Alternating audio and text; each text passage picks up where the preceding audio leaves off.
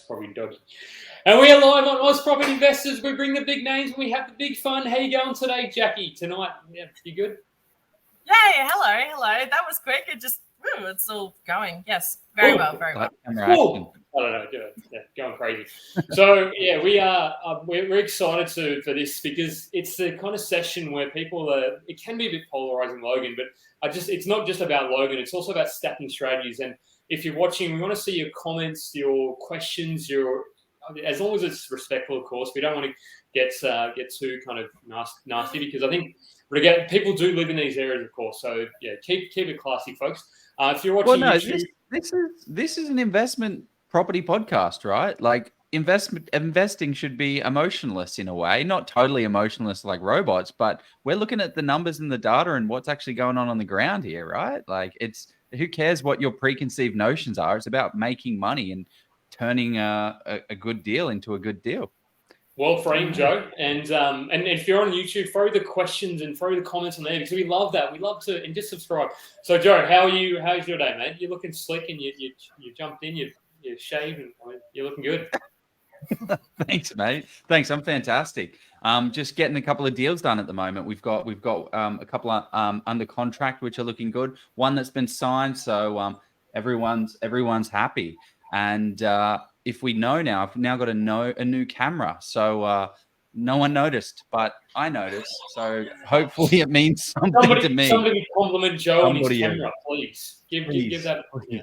It's a very expensive thing not to notice, Jackie. But this is all about you. I'm very excited for this one because you're a Loganite. Is there a word for a Logan? Maybe that's the first question. What is the name for a Logan person? A Loganer? Logan. Throw in the comments your best one. I don't want to. Logan resident. I think I'm going to go with that one. There's actually no name. I can't think of anything other than the Logan Bogan. If you want to go with that. Okay. Well, there you go. Okay. I guess. I grew up very close to Mount Druitt, so it's my. I went. Yeah, it was interesting growing up and just kind of interacting and seeing that area sort of change. So I'm sure we'll talk a little bit about that in the suburbs and we didn't actually talk about who's going to share the Google map. I think we're about to give us the run. That's fine. Well, somebody will do that. I think you're probably best, Joe, because you've got the two screens. Luckily we're not live or anything. No, we're just having a I'm like, is this live? Is this actually the podcast now? This is it now, apparently. Well, we'll share some maps. So what we're going to cover off is also the top 10 hot spots of Logan and the top 10 not spots of Logan. Because if you don't know, I don't know if there's 10, Joe. Maybe not. Yeah, cover off some hot spots and cover off some of the hotties. But like there's over 70 suburbs in Logan. So if you're just ruling out this entire place because of some preconceived notion, stop doing it. Let's go in, look at the data, look at the good stuff, not just the data, but also on the ground truth. Anyway, what I'm going to ask you, Jeff, what is your quote of the week, mate? My quote of the week is actually from, here's one I prepared earlier. It is by Ben Franklin, who's few people may know who he is. So you best tell me and I forget, teach me and I remember, involve me and I learn. So I thought it was appropriate given that we're doing stacking strategies on the ground deep dive. So I think that was appropriate because a lot of people kind of talk about sort of Logan and what it's all like, but I think it's great if we actually see the on the ground truth. As somebody who's sort of a property manager, has invested in Logan, done all that sort of stuff as well. So it's not just purely talking about it. We're actually going to see the warts and all, the good, the bad, and the indifferent, I suppose, of that sort of thing. Not just the bad that people talk about. I love it. Okay, Jackie, what is your quote of the week? Yeah, I didn't share this with you guys, but I think it's very relevant to what we're all trying to do, in business, in investing. So what got you here won't get you there. I love that one. That's amazing. Yeah. It's by Marshall Goldsmith. I don't know if that's actually the original quota because everyone's claimed it as their own on YouTube, Pinterest, but I like it. You always get what you always got. Yeah, something like that. So, Joe, what's yours, mate? You never tell me about the quotes anymore before you want to surprise me.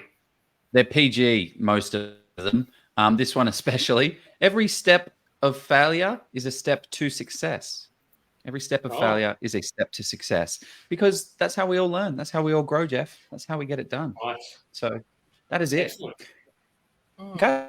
Well, let's keep to our first sponsor, and then we'll jump into an introduction of Jackie, and then we're going to have some fun, I think. The Logan legend. I hope you don't Commercial property offers the highest cash flow in Australian property investing, offering exceptionally higher yields than residential. Now, we're talking 8 to 10% net yields. That's cash after all expenses, not this 2 to 6% gross that we see in the residential space. So for those that are starting out on their commercial investing journey, it can be exciting, but it's also a step not to be taken lightly. The expertise of a commercial buyer's agent can pay dividends to help you secure that high cash flow and high growth potential property. And this is why we recommend Steve Polisi of Polisi Property. With over 6 years experience in the space, Steve has over 1,200 property transactions under his belt. He has seen it all and knows the best locations right for growth. In a previous life, Steve was a chartered mechanical and structural engineer, so he draws on his mathematical and analytical skills that he's developed to break down what works best in commercial property. As with engineering, same goes with commercial property. It's based primarily on the numbers. So if you're curious about diversifying into commercial property, you have access to $100,000 in cash or in equity, book a call with Steve today and find that perfect asset for you. So it looks like we only do we don't do the book. We don't do the commercial book anymore. Let's get this get you back on screen. Poor Joe with his very new camera. So yeah, I've got to love a bit of commercial. We were talking commercial before, so who doesn't love kind of commercial and just that sort of investing? But it's not about commercial night. It is about Logan stacking strategies and the lovely Jackie Skein. So about you, Jackie, you gave me some great points to introduce, and the thing that sort of struck me is that you've been investing. I was just trying to see exactly the pick out. There's so much that I need to bring. So you've been in real estate for almost 10 years. So I don't even. That's amazing. You've been in 10 years. So that's fantastic. It's and you started your own agency. So you've got My Logan Realty. I've got that right, didn't you? So it's not that hard. It is easy. I love that branding though. It's all about sort of the love of that particular area. So you do things like you've done 50 to 70 full renovations in Logan. So that's why we wanted to get you on the show to talk about these kind of things and somebody on the ground as well. So I think there's just so many things that you're also the thing that I sort of think is really cool is that you're not just about the property and the business. You have 2 young kids as well. So you're also about the family. So good on you. Is there anything that I missed or anything you want to sort of bring up that you want the world to know? No. So the renovations, I've obviously done a lot I had a renovations company as a bit of a side hustle, which went into full-time hustle for 2 years. And then I sold that company at the end of 2019. So we work for about 60 real estates in Logan, renovating lots of rentals. So saw the pretty much worst of the worst, and then saw the end result of once we had our team in. So it's interesting. That's I only just realized that now. Like because I flicked through but that's you are absolutely Jill of all trades. So you sort of are able to property. Well, Jack and Jill. I mean, it kind of makes sense. Jack all trades, Jill. Okay, sorry, man. I thought the brilliance. But no, so that's amazing. So you are supremely qualified to talk about the sort of Logan area and sort of the spots where we want to look out for. So shall we get into it, Joe, or do you want to ask about renovation? Because we do love a good reno, don't we? Yeah. I love it. I love a renovation. Is there still a space like in the current market with the market booming so much? Is that type of business still something that's like could be functional and work and be successful in the crazy boom market, or is it more of a soft market? It would be gold.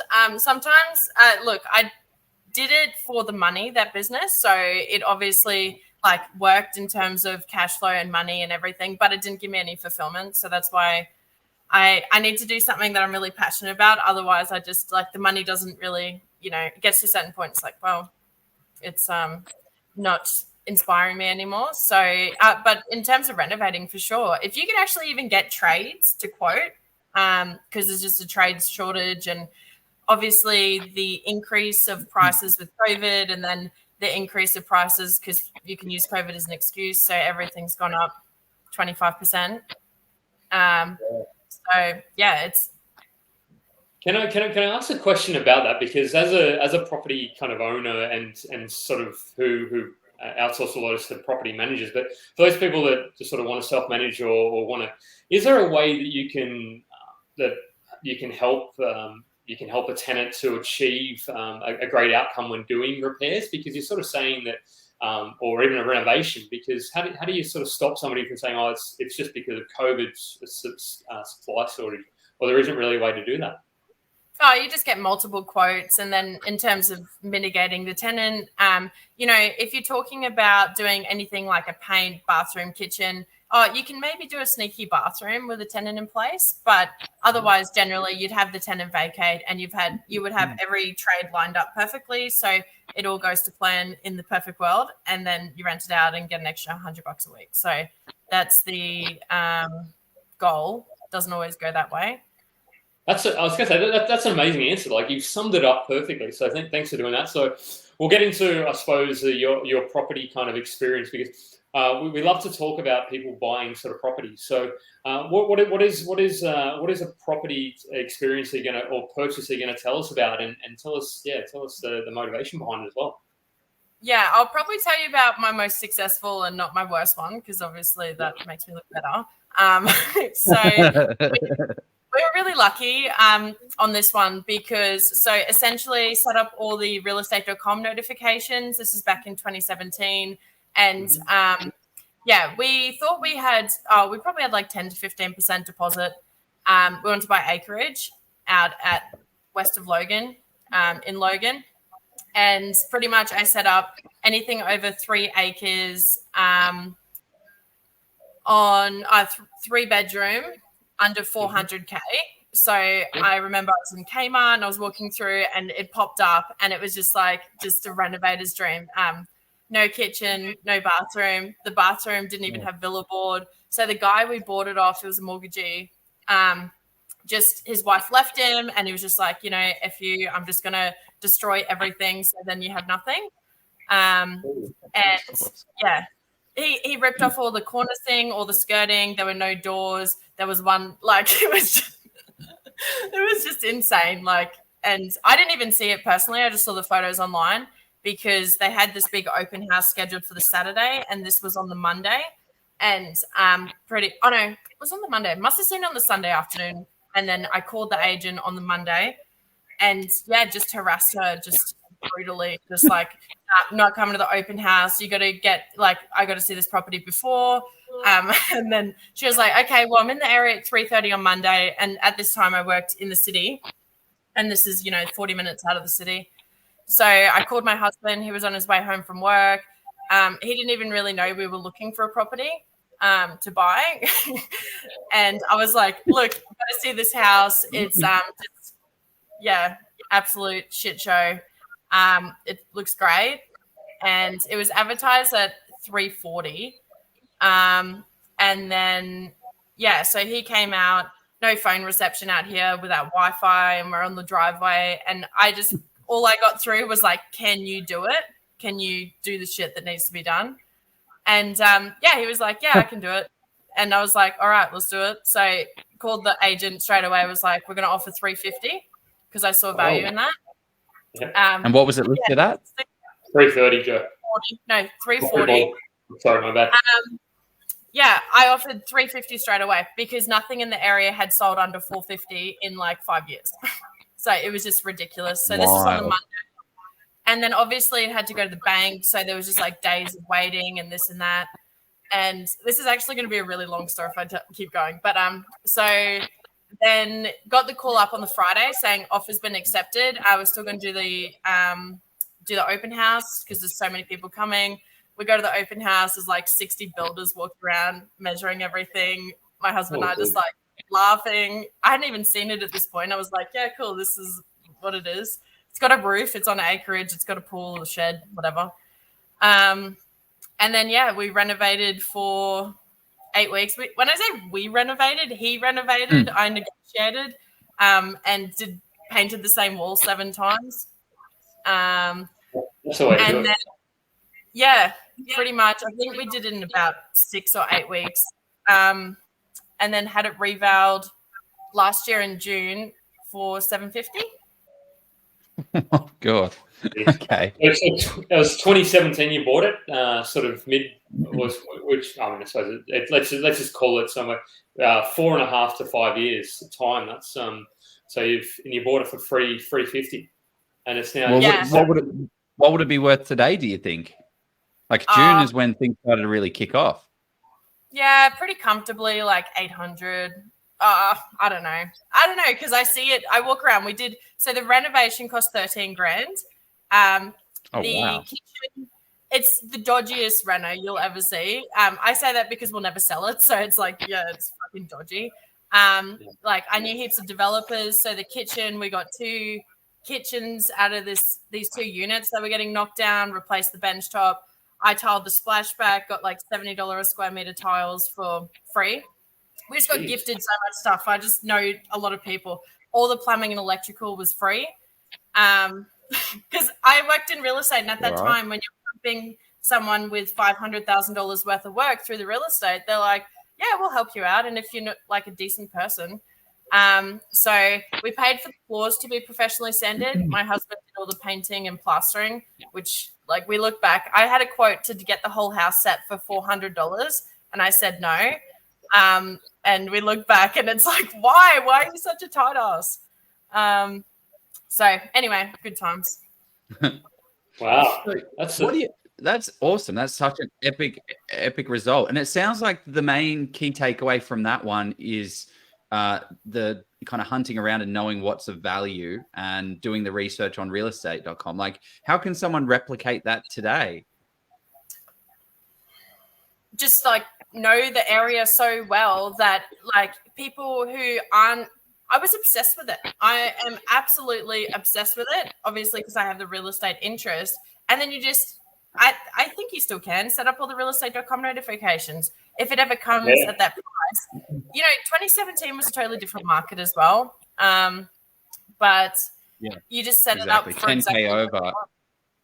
10K over is nothing in this market, right? We were a property that went for 660. It's now 750 all of a sudden. But you're throwing in an extra $10,000 in 2017, which is probably would have been a large hit. Like percentages, no vendor discount, it was an increase. Yeah, the worst part of it all was that we had to put 20% down. So I kept saying to the broker, I was like, it needs some renovations. Like, and then reduce the deposit size if we can. Yeah, because we only really had like 10, 15.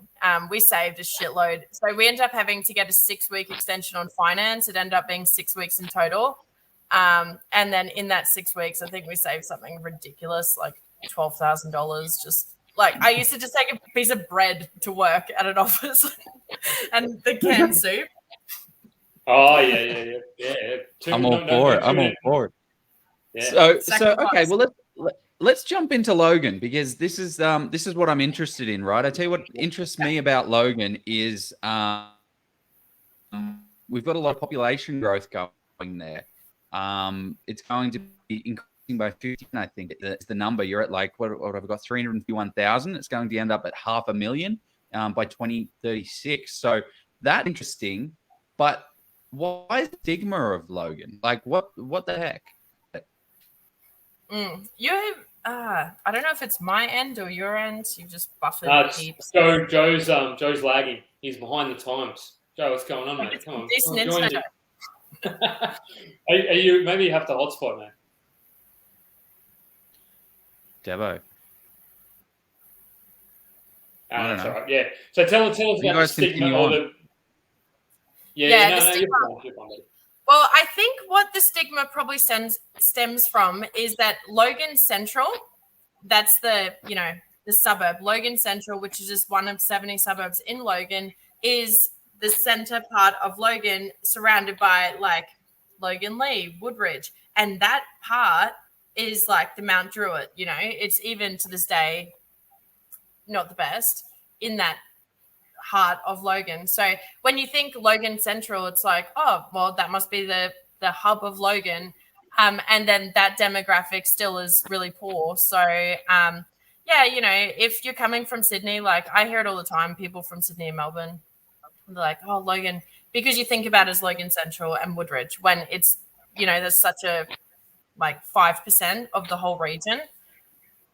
Yeah, it's kind of almost, if I want to even sort of throw in a Sydney analogy for those, it's kind of almost somewhat a bit like the Blacktown region, where you've got, I don't know how well you know Blacktown, but you've got sort of Blacktown, you've got Kings Langley, and then you've got Layla Park, which Layla Park, for those who know the sort of Blacktown area, Layla Park is the equivalent, but Blacktown is not Layla Park. Like there's the ponds, there's all these different suburbs. So that's the way I'd liken it to. So it's just interesting that it's that sort of stuff.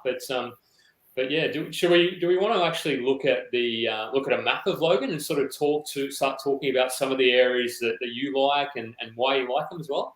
Oh, Joe, look at Joe go.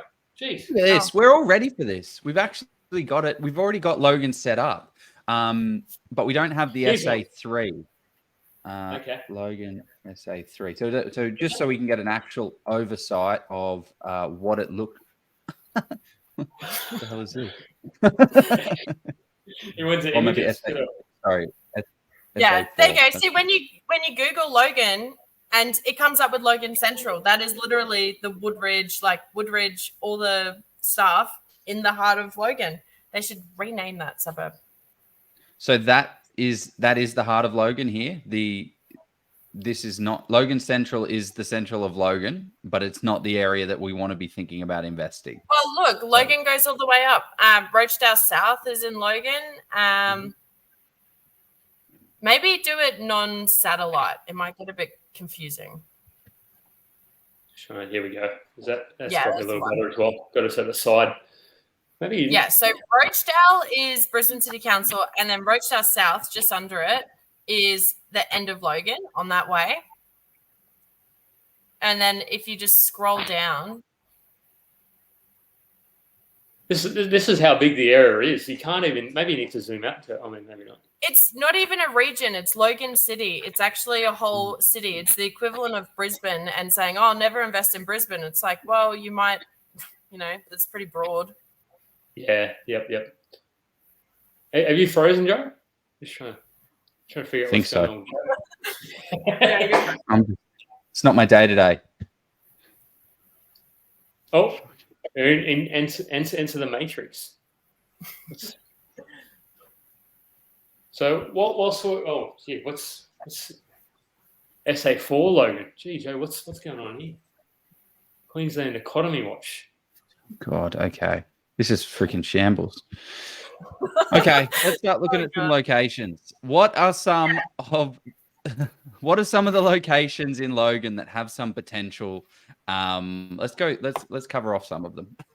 Yeah. Are we gonna break the map up or we ditch the map now? Let's talk about them and then see if I can work it out in the meantime. All right. I don't know if it's 10 or whatever. I just wrote them down as I went. Okay. Yeah. So I broke it down into two categories. People message me all the time. They're like, hey, I got 450K. I got 460K. Where can I buy? Not many places. Ooh. Yeah. Okay. Is it working, Joe? No, that's a great idea, breaking it down like that, because that's exactly what people do, right? Yeah. So you can still get good deals under 550 for these hot suburbs.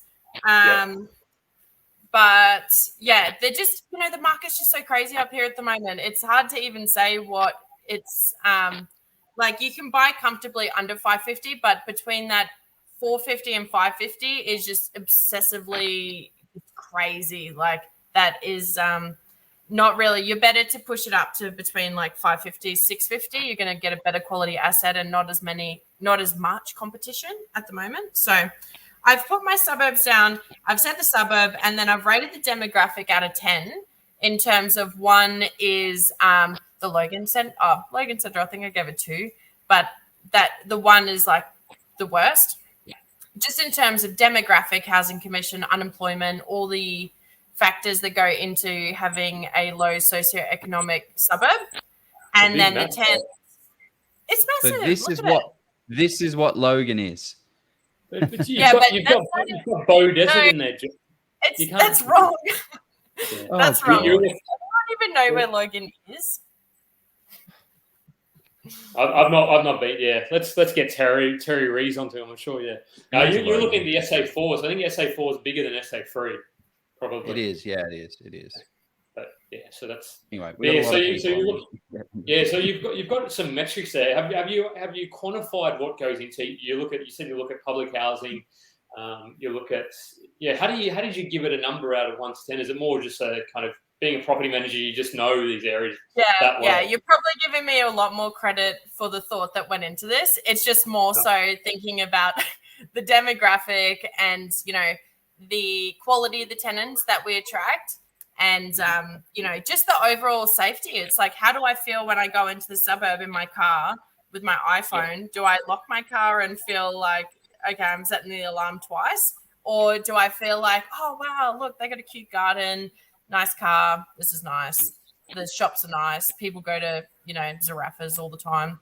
So there's just a lot of generalization, obviously, being in the market or being in the area for my whole life. I think there's certainly something to that, though, because what you're talking to there really, I feel, is owner-occupied appeal. Because if you're concerned when you drive through an area, if the gardens are unmowed, or if there's all these kind of, then I'm sort of thinking, if it's not a tree-lined street, then do I want to buy? Do I want to take my family, or do I want to rent in this area? Is it sort of, So I think you need to. I think want to give you a bit more credit there to you, because I think you. Yeah. So if you go through the end of, sorry. Owner-occupier appeal, because in the owner-occupier appeal, obviously the 10% of renters in that area, they're inspired by the things they see in their community and the things they see in their estate. And they, want to improve the property and do really nice things because they want to feel at home. And then you have the benefits of that being a more long-term tenant and everything that goes into that. So I can drop some suburbs. These are my hot. I said Waterford West. Massively, I'll just give you my opinion on each. Waterford West is often forgotten because in Waterford, as the main suburb, you have the Woodlands estate, which is like a major development. So people probably think, oh, Waterford West, there's too much land supply. So it's actually more of very much elderly people in that community. I've given it a 6.5 out of 10 for demographic because it's just right next to Marsden. So it's gentrifying, but slowly. You have a Bunnings there, I see. Right close to Waterford West. So that's actually considered to be Bethania, which is on my list as well. I'll just skip to Bethania now. It's on topic. So Bethania, if you zoom in, I'm going to even get more specific here because Bethania used to have a little nickname called Methania. And that is the Housing Commission's fund. Zone in on the train station of Bethania. Oh, okay. Maybe let's just go map. Yeah. Where is the other side of the highway? Yep. So go up a little. Yeah. Yep. See that's Eden's Landing. No. Further see the train symbol, Joe. All right. Stop. Now, where is it? There's Federation Drive. Is it on the there's wait, have you found it? Up there it is. Federation Drive. Here we go. Gee, here it is. Is this the hot spot or the not spot? This is the not spot, Joe. I really like the right side of Federation. Just be careful on the left side for Housing Commission because there's actually still a fair bit in there. But overall, I rated Bethania a 7 out of 10 when we first moved out. And yeah, just in that little... The Edinburgh Drive's got some executive properties, but just in that, little pocket, there is still a bit of housing. So that's just something that I've considered with the demographic. Very cute suburb. I've given it a 7. Okay. Oh, And we where got are a the comment. hot spots? I Where are heard the hot Waterford spots? West. Oh, the hot spots. I like that the side on the right of Federation. So that little pocket there. And then just closer to the highway. So when you go back to... The thing I'm seeing is it's quite close to. I mean, I don't know what the scale is on the map, but it's somewhat close to the river. I've not ever seen Logan River. So is there any sort of flooding concern there at all, or not? Yeah, for sure. The properties backed on with Edinburgh are flood affected. Some of them in the yard, not the house, but yeah, definitely someone that actually brings me. I saw a comment say I heard Waterford West is flood affected. Definitely not the whole suburb. But yeah, just be wary of the Logan River. Obviously, the Logan City Council interactive mapping is really good. So anything close to the river, you just got to be mindful of, mainly just for insurance purposes, resale, everything that goes with it. Yeah. And I'm not sure about the audience, but I'm really loving this because I'm loving the interactivity down to the street level, because these are the kind of things that when I'm sort of looking at properties, I don't know about you, Joe, but when I'm looking to buy, these are the kind of things that I consider and I want to know. These are things that I ask real estate agents to understand the area a little better if I'm not too familiar with it. Yes, absolutely, yeah. This is what it's all about. Like those, and this is where boots on the ground is so crucially important. I mean, how does it actually? Here's a good question. Maybe a good question. I don't know. But when you're dealing with interstate investors that aren't on the ground, how do you kind of like? Do you give them a full brief rundown, or do you find just investors being like, I don't actually know anything about Logan. I'm just going to buy here. Like, what are some of the questions that good interstate investors ask you, and bad interstate investors maybe should consider? So the good interstate investors will ask me, is there any housing commission on the street? What's the demographic like? What type of tenant are we going to attract at that price point? Is there anything we can do to the property to attract a better quality tenant? Those kind of questions, definitely. A bad investor is like, not a bad investor, but maybe uneducated, is like, hey, I bought this home and land package. What do you reckon it'll rent for? And what do you reckon the capital growth is going to be? Yeah, it's a tricky one because it's like, obviously you'll hear by my list, I'm anti-home and land package, but it's like you've watched and read all of Joe's posts. I mean, I think Joe every second or every third post shows on about. I mean, not really, but it's something that we sort of. I mean, not to say that you can't make money in house land packages. I saw somebody today said they made 150K or something. Yeah, but anyway, that was But you know what they say? What is it? Rising tides lift all ships. They do, and Buffett says you find out who's swimming naked when the tide goes out. Yeah. Might probably the week next week. I don't want to think about Buffett in that way, but yeah. Anyways, another story. So, Carrie, good question, though, Joe. Great question, mate. Next suburb. What are we looking at? Loving this. Crestmead. There's a lot of hype around Crestmead.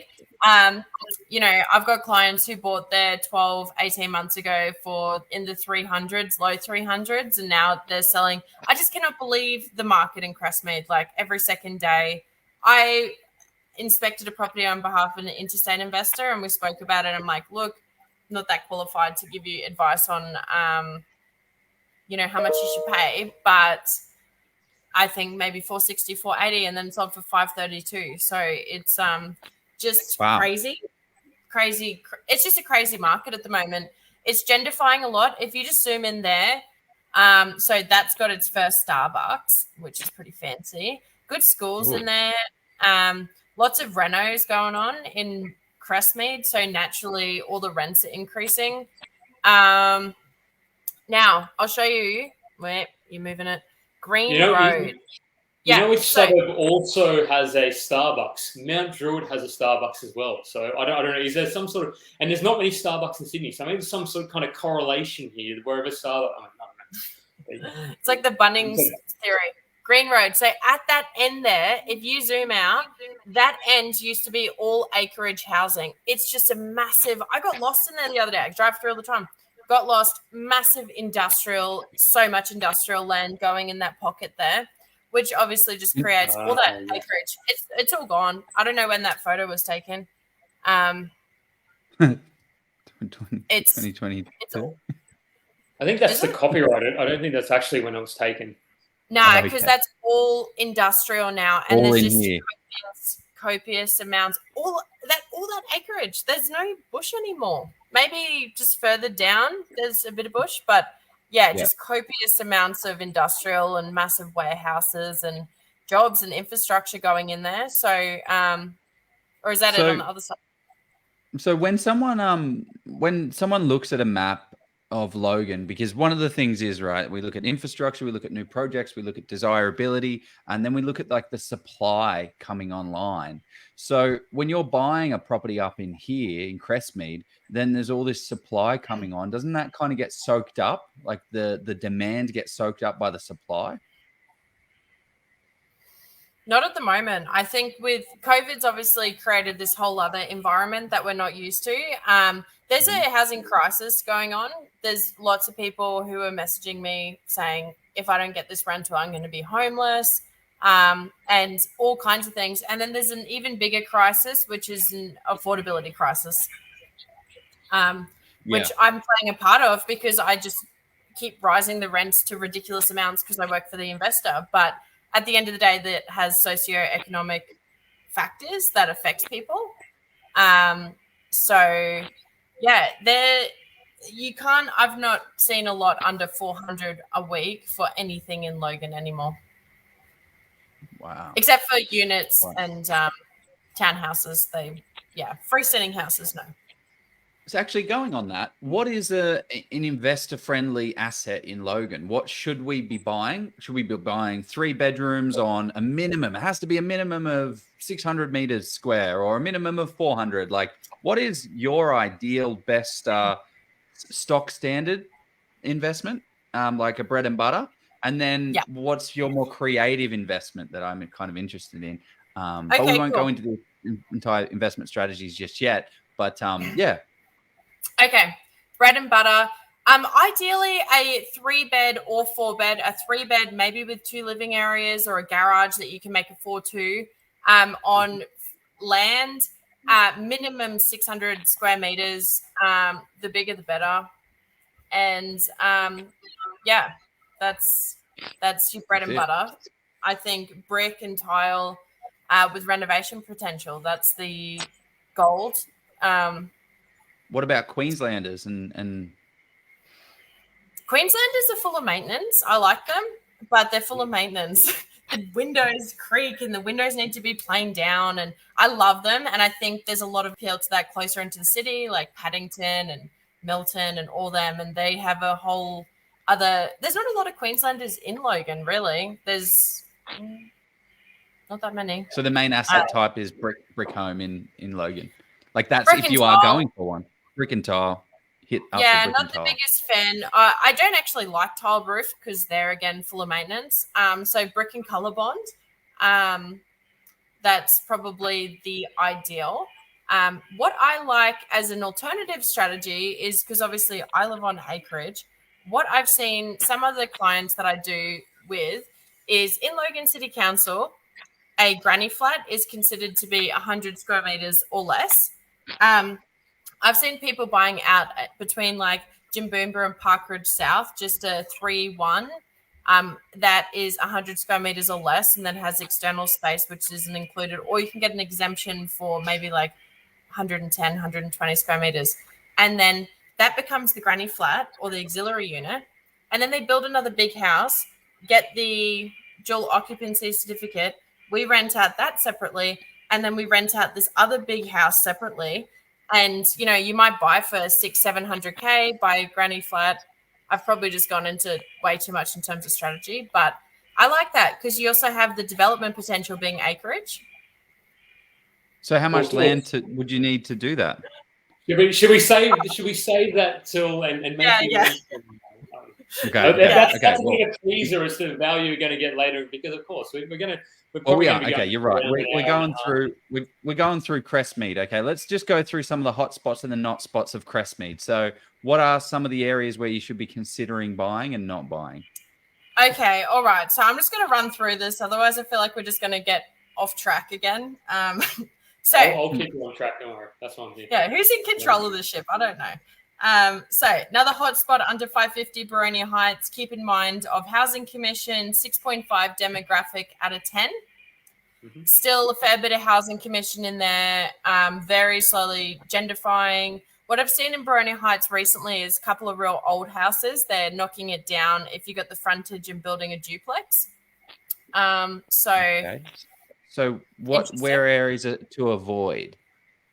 The Housing Commission is sporadic in Baronia Heights, so you'll probably find one or two in every second street or something. So you just need to, if you just contact someone with Core Logic, they can tell you which ones are Housing Commission and which aren't. But you can pretty much tell. What am I seeing to the left? So we've got Regis Greenbank. What's all that kind of? That that's the Army Barracks. Okay. Yep.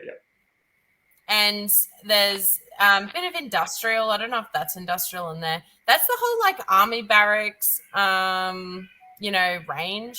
And that goes back out to like Forestdale. So it's, I don't know how much land they actually own. It's acres and acres because then it goes out to Springfield as well. Out to Ipswich. Goes out along a decent It's massive. way. So that might look as vacant developer land. It's not. It's Army Barracks and they train there. So would you sort of steer? Would you try and steer? I don't know how close to the barracks you can buy. I imagine you probably couldn't. But would you say you probably avoid going too close to that? Just in case it gets bombed. No, I wouldn't worry about it. It's pretty good fencing and security around it. So maybe it's safer. Yeah. But also, it's kind of like the Army Barracks, big fences, and then a road. So there's no houses on the side of the Army Barracks next to it. It's not like it backs onto the Army Barracks. There's major roads around it. And then you might be on the other side in the state, but nothing to be concerned of, really. Interesting. Okay, that's next one. Okay. That's pretty much for the hot under 550. Yeah. Okay, so this is what we're looking at. So we've got 3 hots. We've got, is that right? Waterford West, Crestmead, and Baronia Heights. And Bethania, which has got heaps of infrastructure. Yeah. Oh, don't use that. Don't use that. That's the only way I remember it. There's no other way. It's catchy. These names are very catchy. These are hot. Bethania, Regent's Park. Yeah, on the other side of Baronia. That area there. Hot central. Over it. I just want to touch the screen. No, back over Baronia Heights. Oh, Baronia Heights. Zoom out. Yeah. You're going to Regent's Park, are you? Yeah. Where are we going to?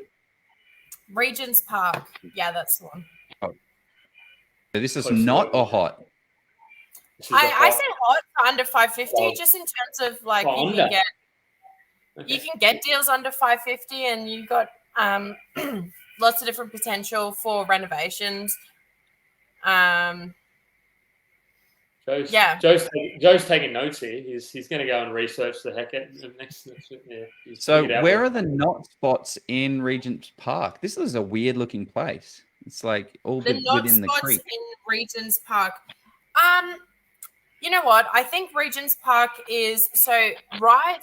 You'll obviously notice a lot of industrial stuff going on there. But if you just zoom out a little bit, that Mount Lindsay Highway, see that crossover at Browns Plains? That's like the main industrial hub. That's where, every single shop and everything you ever need, the Bunnings, everything is there. Mm-hmm. And they keep upgrading that, which is good. They've got some nice like restaurants and stuff now.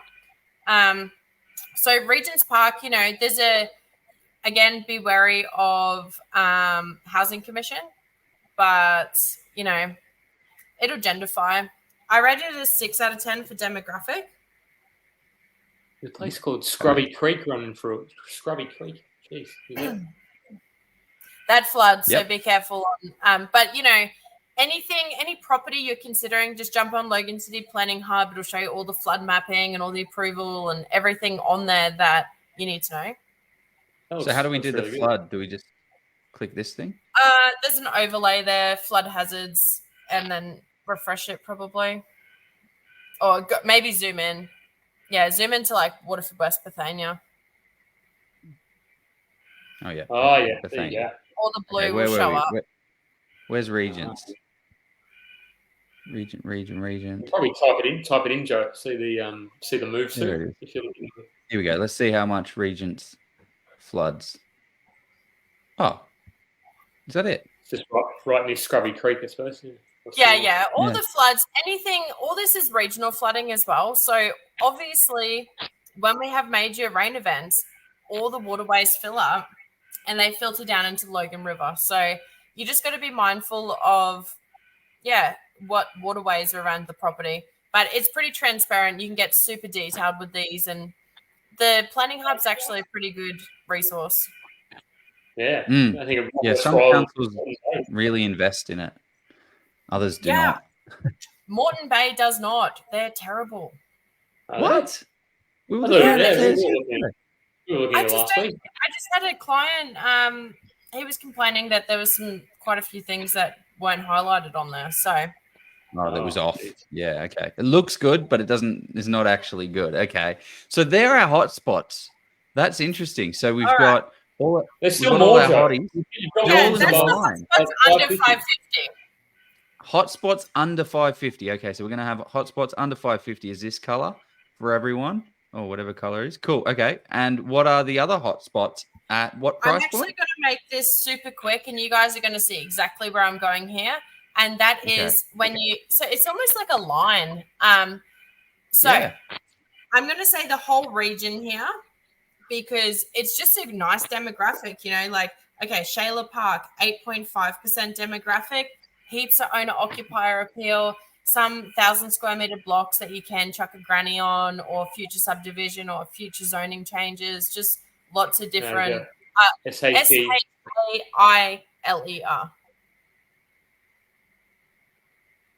There you go. You got it. Okay. Another hottie. So these kind of all line up along the M1, which is just great infrastructure and access. Like you're down the coast in 35, 40 minutes. You're in the city 35, 40 minutes. It's central in terms of access. Interesting. It looks like you're hemmed in here with a bit of a national park, like potential supply. Landlocked somewhat. I saw the comment. Luke's obviously listening. Bye. Oh, jeez. Cool. So these are all over 550. So I think you can buy decent in Shayla Park for under 800K. Logan Home's another one that is backed onto the Logan River in some parts. So Logan Home's probably a great one for renos. Like you could probably pick up like a high set or just a 3-1 brick. Good reno potential just with that era. It was built in like the 80s, 90s, early 2000s. So it's due for some cosmetic stuff. Fantastic. And what price point is this? I said for Logan Home, it's on the rise. So under 700 for Logan Home, but you could probably pick up deals. Maybe occasionally under 500. Boy, maybe if you get in early, if you form a really good relationship with the local real estate agents, maybe a local property manager. There's some key property managers in this area here of my Logan Realty.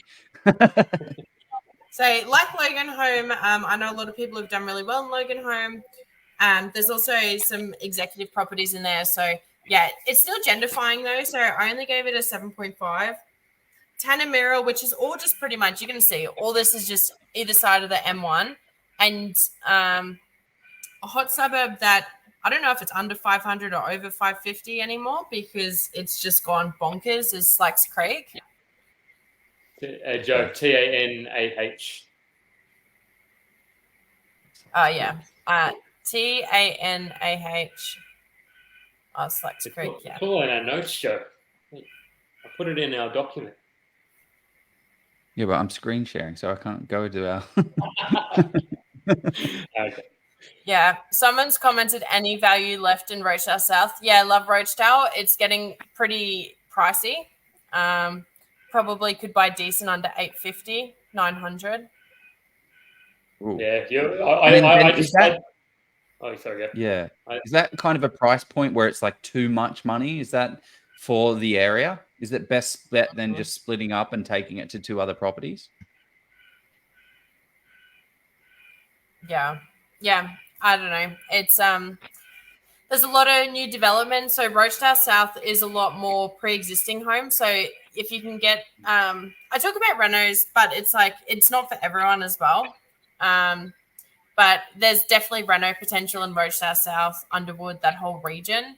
Rochedale's like a new estate in there where they're building on 400, 450 square meter blocks, and they're building just like mega mansion, 350 square meter houses. So that area is, up in the mills. And it's a nice area. Depends on your budget. Yeah.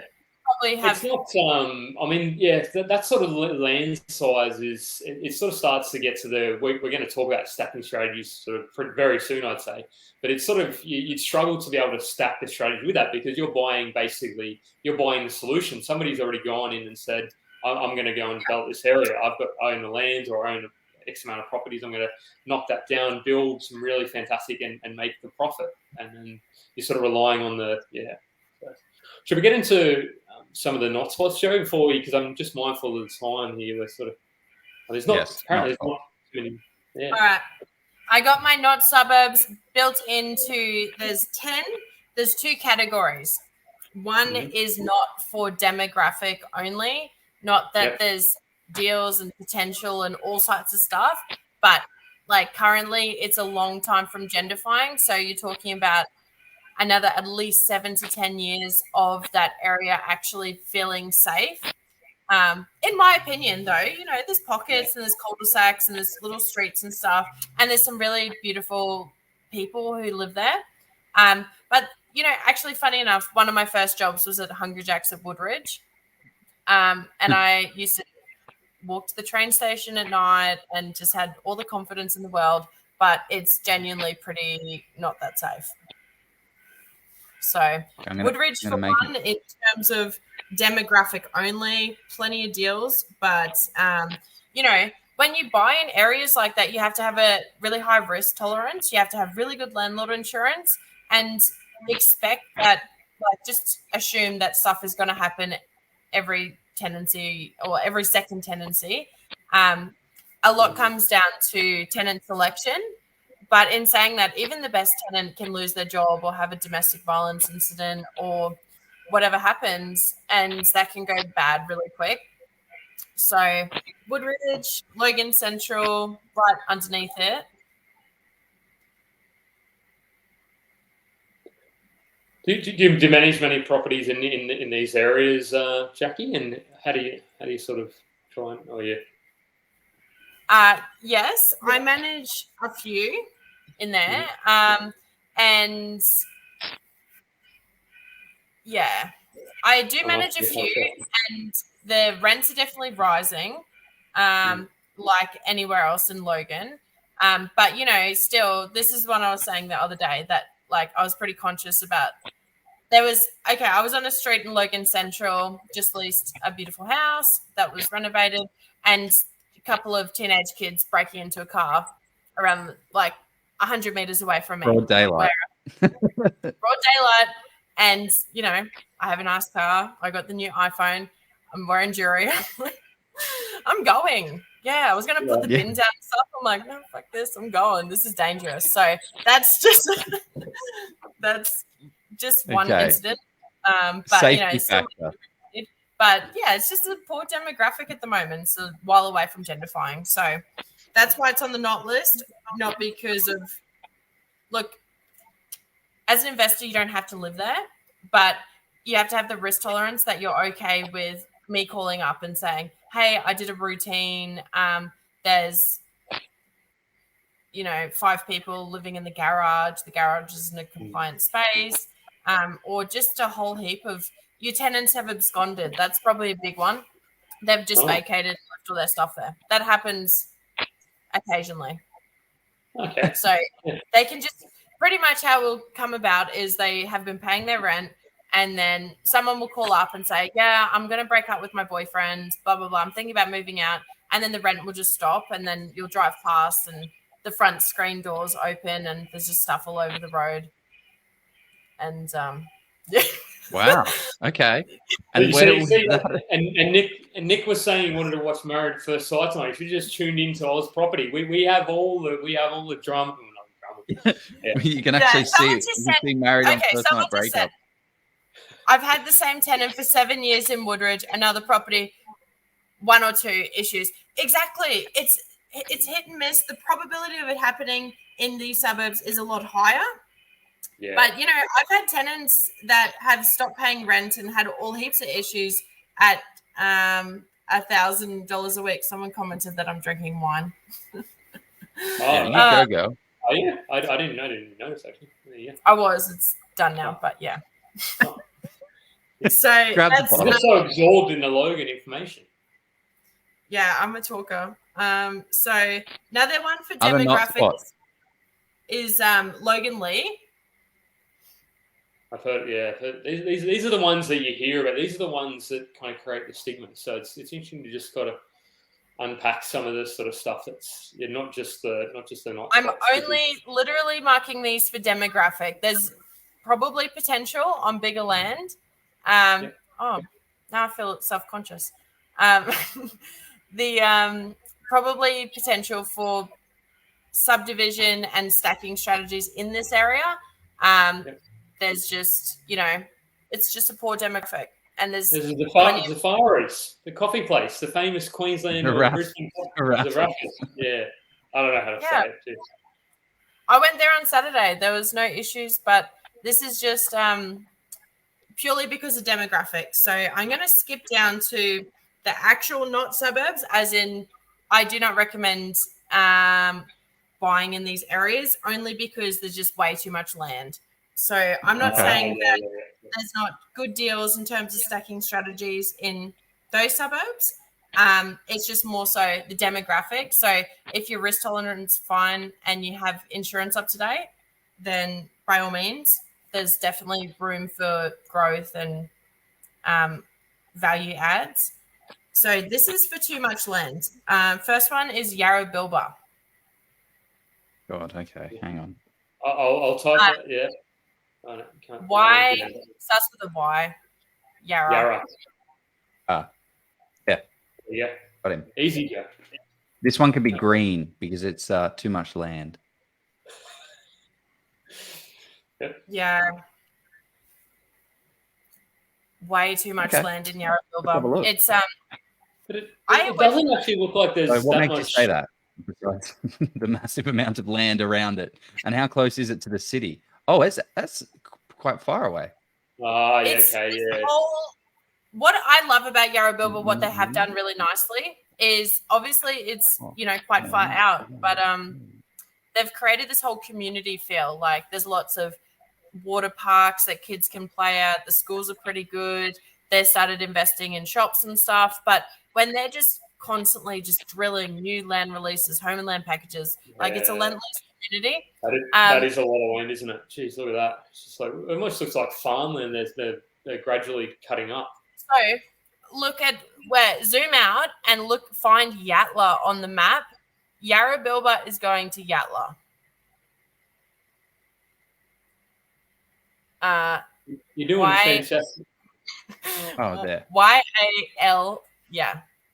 And you're then doing a really good job, by the way, Joe. Good on you, man. You're doing well. So they're going to connect. That's like. There's going to be a road. Yeah. Where is it? Where did it go? Oh, it's over in the far left corner. They're connecting a road through there. So that's all acreage and quite prestigious houses in there. The grand plan is that it's going to connect to the M1 from there. Wow. Okay. So it seems like that's going to be what they call a growth corridor, where they're really looking to build up a lot of infrastructure and just put a lot of houses in that area. Is that sort of what they're sort of talking about, Jackie? Yeah. Yeah. So there is interesting about Logan is there's 3 estates that have SDA approval, so state government. So they've completely bypassed the whole Logan Council, and this is what everyone talks about in terms of big problems. So, for in that SDA approval for Yarrabilba, there's another 1,700 houses coming. In the next, I can't remember what Yarrabilba was. I think it's 2041. But bring up the next one, and it's Flagstone. Ooh. Flagstone. I think I've heard of that one. It sounds very familiar.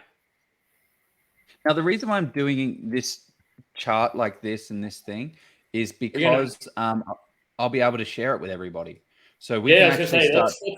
Let's give it out as maybe we'll give it out as a PDF or something. Flagstone land. Maybe we should, and we'll credit Jackie. I have to give credit where credit is due. What do you mean? There's no hiding it, mate. There's no hiding it. There's proof in the live. They got big problems at Flagstone. I love Flagstone. It's great in terms of visiting the area. Like I'm on acreage not too far from there, but like they got a water park of their own. They've got heaps of. It's a peat development, PEET.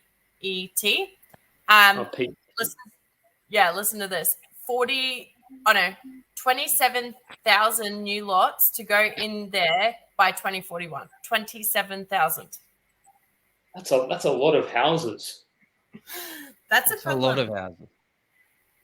Yeah. Holy that's moly. So that's about 20. So that's an average of about at least 1,500 houses a year. So I mean, there's going to be a good amount of population move, but yeah, that's I don't know how you're going to. I mean, because not just move into that area. Yeah, that's.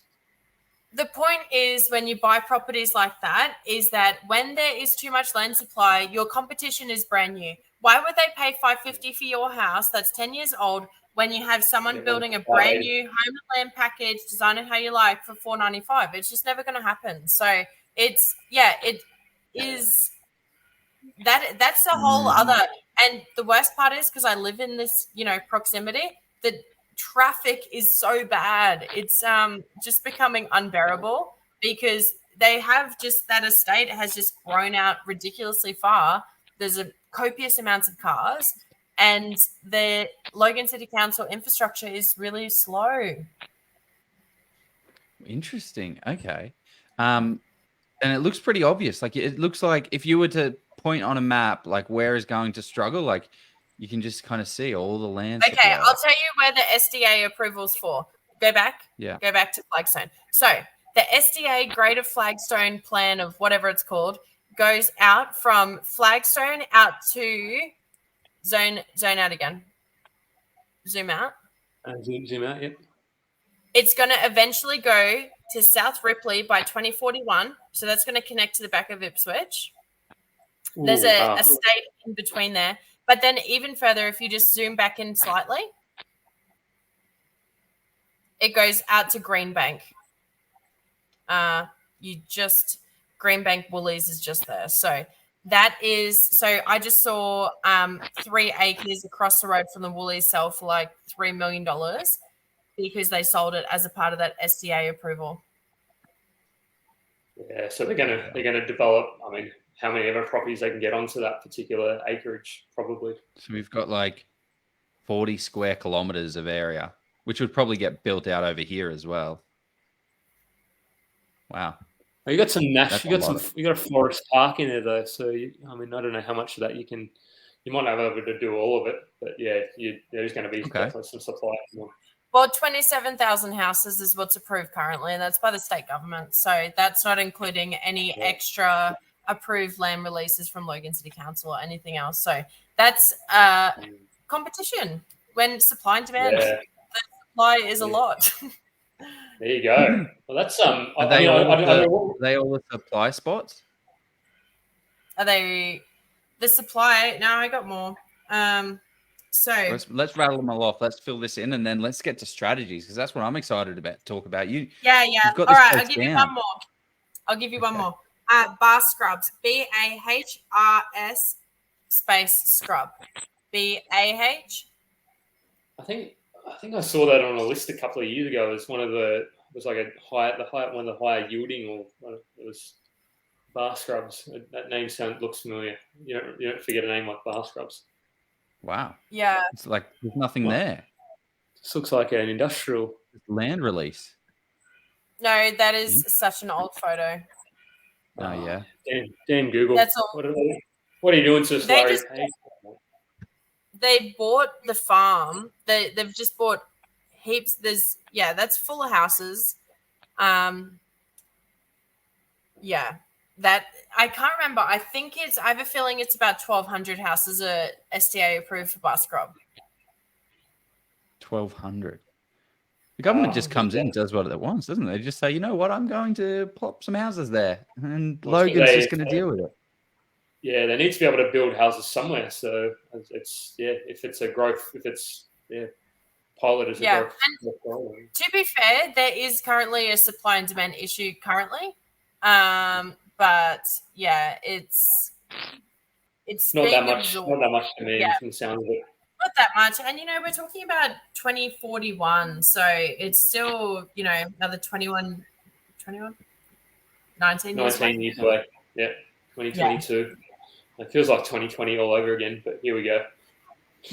That's amazing. I don't know. Has the audience gotten have you got a lot of that? I mean, I see the comments going up. Is it just Moroni saying bye every second comment? Because it is whatever. But I don't know. I've learned so much, Joe. And Joe's just mapped it all out. So thanks for doing that, Joe. We'll have to get that sort of sorted for the audience if people want a copy of that. Yeah, we'll get that done for sure. I mean, and it's interesting the lines that it's kind of created. Like you can see a line through like the middle of the brown spots that I had there, and then the yellow hot spots are all within a row. It's interesting that it's come out by that. I love it. What's your go-to? Okay, so you have let's do 500,000 and then a 700,000. Where would you go with $500,000? Where's your top pick? You've got 500,000. The bank's just approved you. You're loving life. It's going to be the next property you're going to buy. And I know you like a reno as well. So now it's like, okay, if I could get a reno, maybe. Yeah, or would you go even more tricky, become a more advanced strategy? 500. Yeah, it's a tough one. Not a lot sells for under 500 these days. I would probably buy a high set house in Baronia Heights. Ooh, high set house. And for actually, do we know what? Can you describe what a high set house is for the New South Wales and Victoria? Well, do we have? So it's generally, like a cladded, or usually good gold is if it's fully brick. But if you have a brick and then cladded or fully cladded 2-story house, downstairs is generally just 2 garages and storage.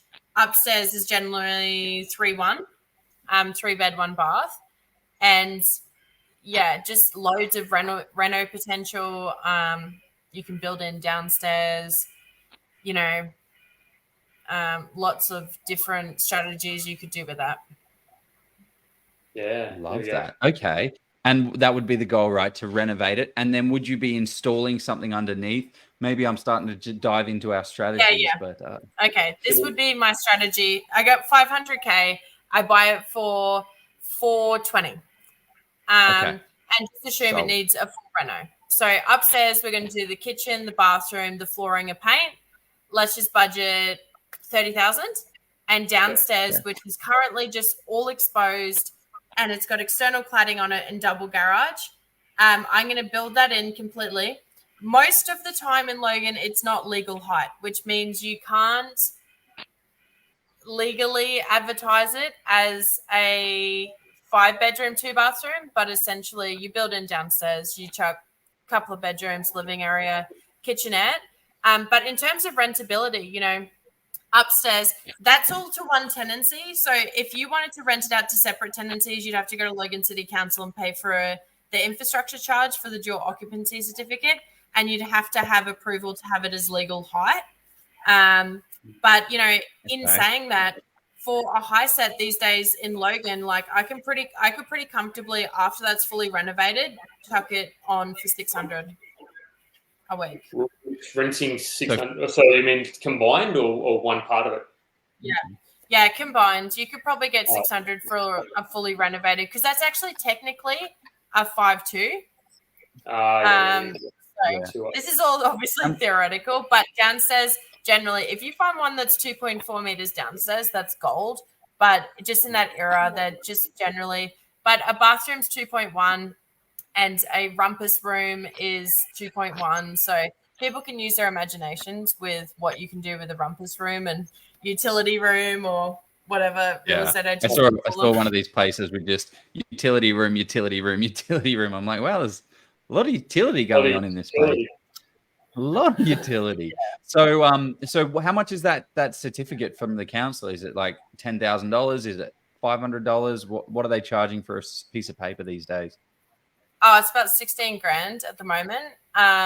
Plus, yeah, I know. What do they do? Nothing. It's just greedy. Bloody council. Look at what they're doing at Flagstone. Are they not greedy? Talk about the rates, all the government people on the show. Sorry. Absolutely the fish. Okay. Yeah. Interesting. Okay, so that's a solid strategy. But you're not going to get that. So you don't want to pay 16 grand for an extra, couple of dollars a week rent, do we? Couple dollars. So then now we do the infrastructure charge, 16 grand plus you need the public certifier, and then there's whole other layer of doing this. But then realistically, if you pay for all that and have it set up correctly, so for a 3-1 in Baroni Heights at the moment, you can pretty comfortably rent that, 420, 440, something around there. And then downstairs, it's a 2-1. So now a 2-1, their own space. You can't get anything under 300, 350 these days. So in the current market, you'd probably chuck that on for 330. So what's that? 780? Yeah, and all in it cost you. So you bought it for you renovated it. It's now 500,000. Well, we bought it for 420. We renovated upstairs for 30. We renovated downstairs for 40, and 10 grand goes towards some infrastructure. So let's say 500. 500. You're not getting change out of 500K, and it rents for about let's say between 700 and 750, 800. So yeah, there you go, Joe. Joe's doing the numbers now. But Joe, speaking of numbers, Joe, I think we need to get to stacking strategy. So let's we'll save that. Let's run through our next sponsor. I'll crunch the yield on what that is. What was it? 700 a day? Stick around. Did Joe do maths? Did Joe get an A? Not public math. The 7.4% yield. There you go. Let's run through our first sponsor. Second sponsor. Selling a property. It isn't something we do every single day. There's actually more involved in the process than you may initially think. Like, how do you find the best agent? How do you ensure that you're going to pay the lowest fees? It's not easy, and then also throw in all the stress and pressure of selling. And that's why Scott Agate, a former real estate agent and expert property negotiator from Hello House, has created his leading agent finder service. After a 20-year career managing agents himself, Scott has personally conducted over 3,000 property transactions, along with running 3 Bell franchises. He knows all these agent tricks. Scott has created an in-depth 5-step process for his leading agent finder service. First, he establishes the true market value for your property. He uses a triangulation method to shortlist the leading agents, creates a competitive environment for those agents to send through their best proposals, vets those proposals, and then he negotiates the best agent fees for you. This ensures that you're not only getting the best rate for selling, but most importantly, you have a leading agent on your side selling your property to maximize the end sale value. Oh, and did I mention this service is completely free? If you'd like to know exactly how Scott runs his 5-step leading agent finder service, he's detailed it with the link below. Or if you'd like to speak with Scott to help find you the leading agent in your area, book a call today. There we go. Got a whole bunch of activity in the comments. Like, geez, I think we're going to have a Q&A of about 4 hours here. Some of it is my No, we're not. No, we're not. Yeah, no, we're not. We're going to get into stacking strategy. So I'm going to take a bit of a role of Joe here, and so and sort of ask the question that everyone's thinking: what is stacking strategy? So So could you, in maybe a couple of sentences, what does that actually mean in your own words? So for stacking strategies, I think that you buy a property that's got potential to do multiple things. So maybe it's on 1,000 square meters and you got future development potential. And maybe being 1,000 square meters, you could also get approval for a granny flat at the back. And maybe the house at the front's a high set and we can make that dual living and then put a granny flat on and then subdivide it and then renovate it all and just stack it all up. It's like property dessert. You get the sprinkles, you get the chocolate sauce, you get cherry on top. You get everything. Jeez. Yeah, exactly. So that's a lot. You just threw a lot at us. But have you done that before? Like, have you, maybe for you or some of the people the investors that you work with, have you done those type of strategies? Like my clients have done it very well. Yeah, I've seen it done. Wow.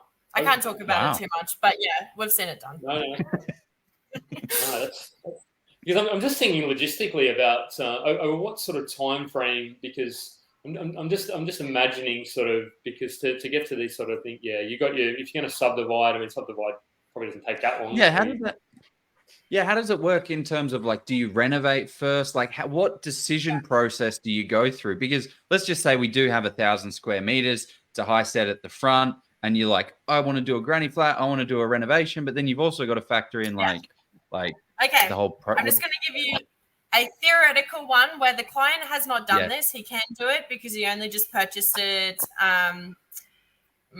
back in like December, and it's a property in Shayla Park. So a little bit sounds super hypothetical. Sounds like it doesn't exist. No, completely. This is real. So it's a property. He bought it for around the 660, 670. It's a 3-1, also has a garage, separate freestanding garage, which has got a double carport in front. We decided to just rent it out for $600 a week, all in one. What he could have done is, so the other option was we could have rented it for about $670 if we invested, I said, about $5,000 to $8,000 in a reno. So in that garage space that already had a toilet and a wash basin, which is just gold, and a little kitchenette, we could have just done the floors, done a bit of plaster work and a paint, and then got $670. Just with the timing around Christmas, we decided not to.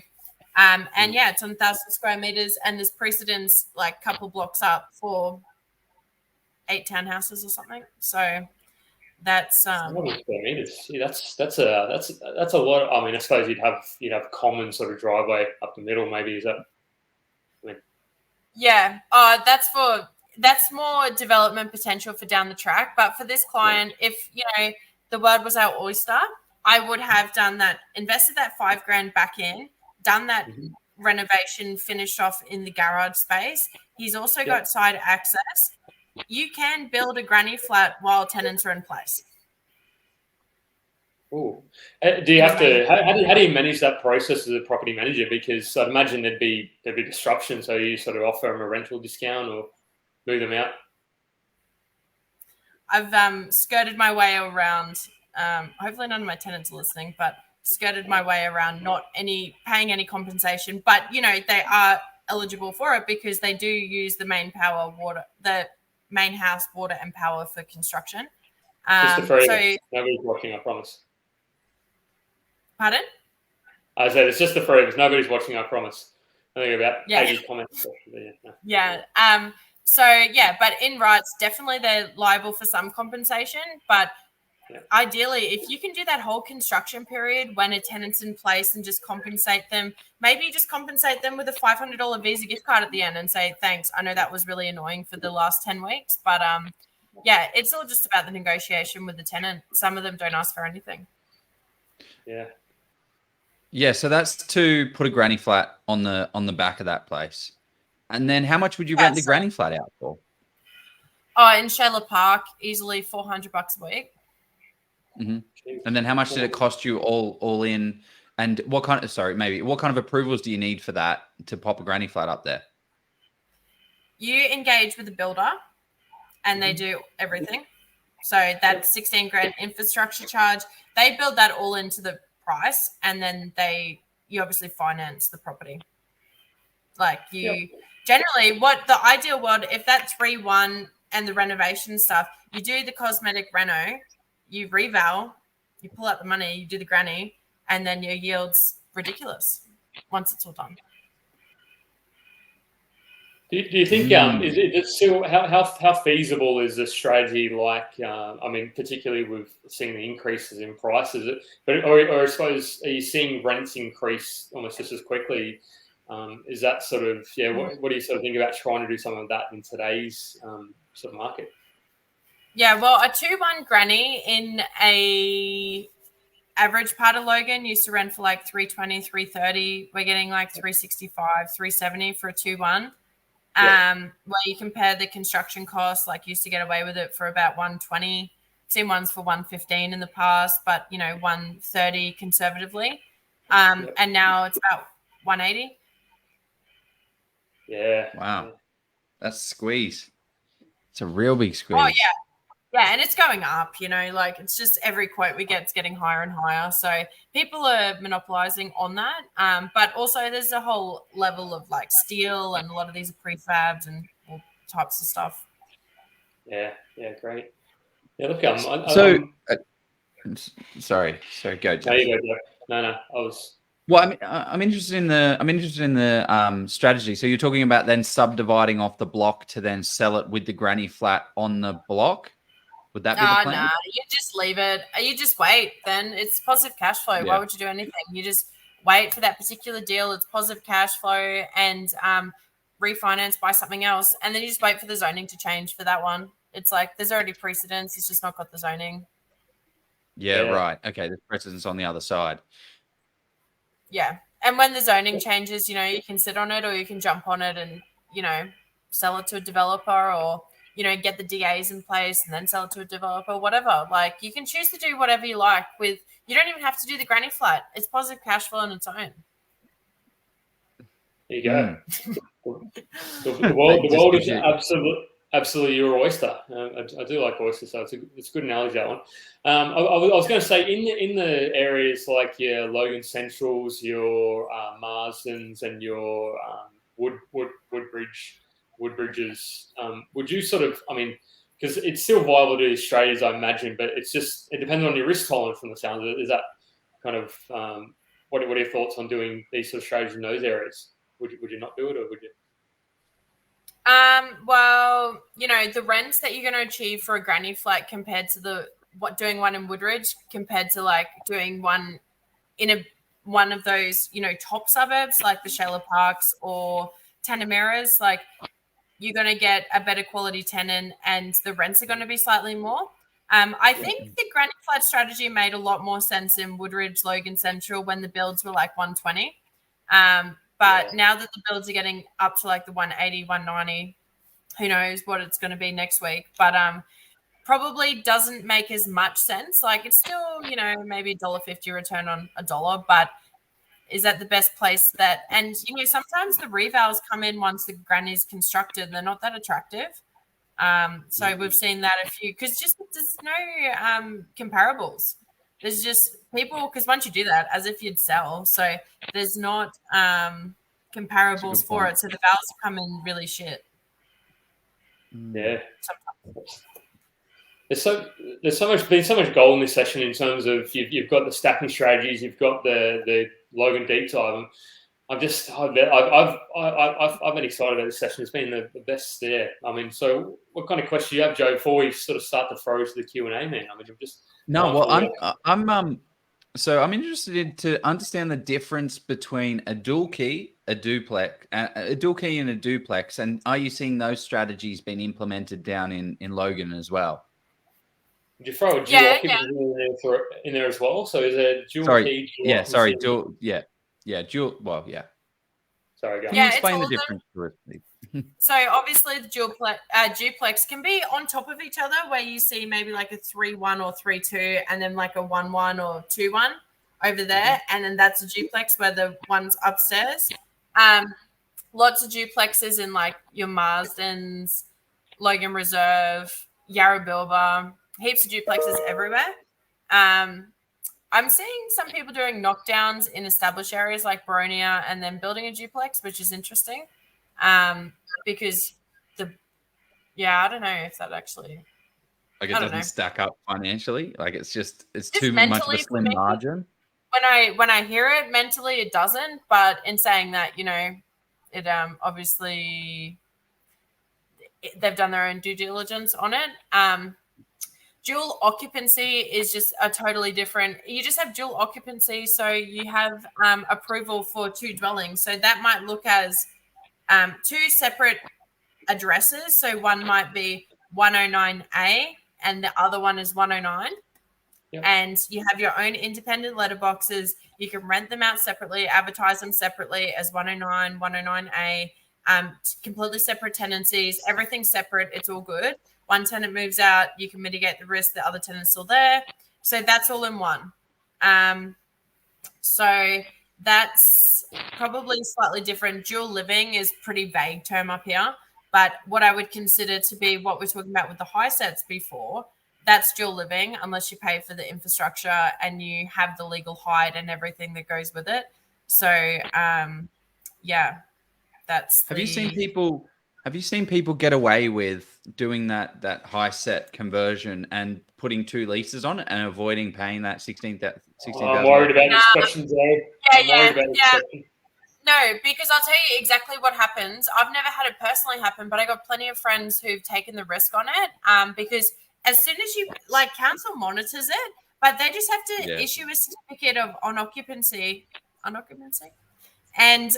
the tenants have to vacate in 2 weeks or a week or whatever it is. They got to get out straight away. So then let's talk about compensation in terms of the tenant. It's like they got a fixed term tenancy agreement. Now you're saying you have to get out now. You can't be here.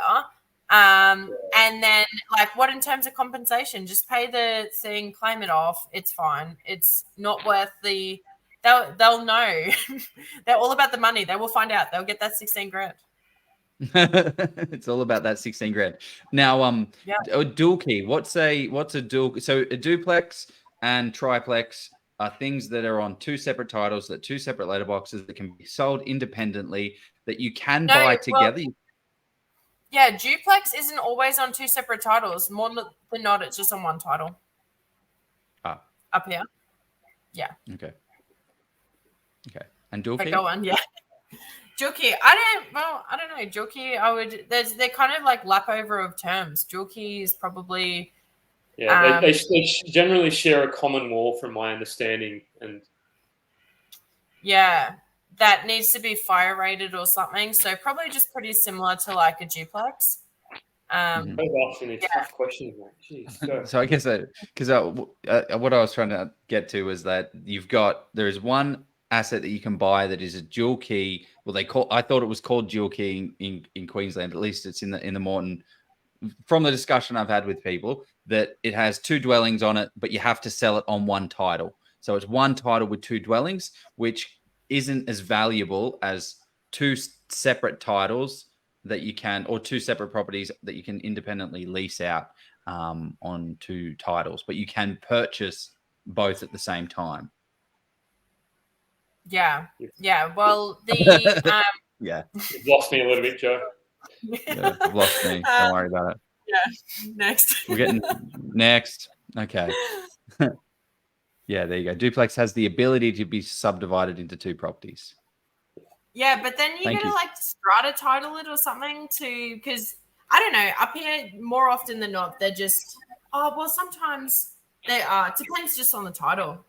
Yeah, I thought the same as well. And then I read somebody in the comments today, and we're going down a bit of a rabbit hole, that said that somebody was telling them in Townsville that it's not, that a duplex isn't strata. And I'm like, but the agent had told them that. I'm like, I don't know about that. I wouldn't be struck. I mean, we love agents, but I would go and speak to a professional there to make sure that there isn't.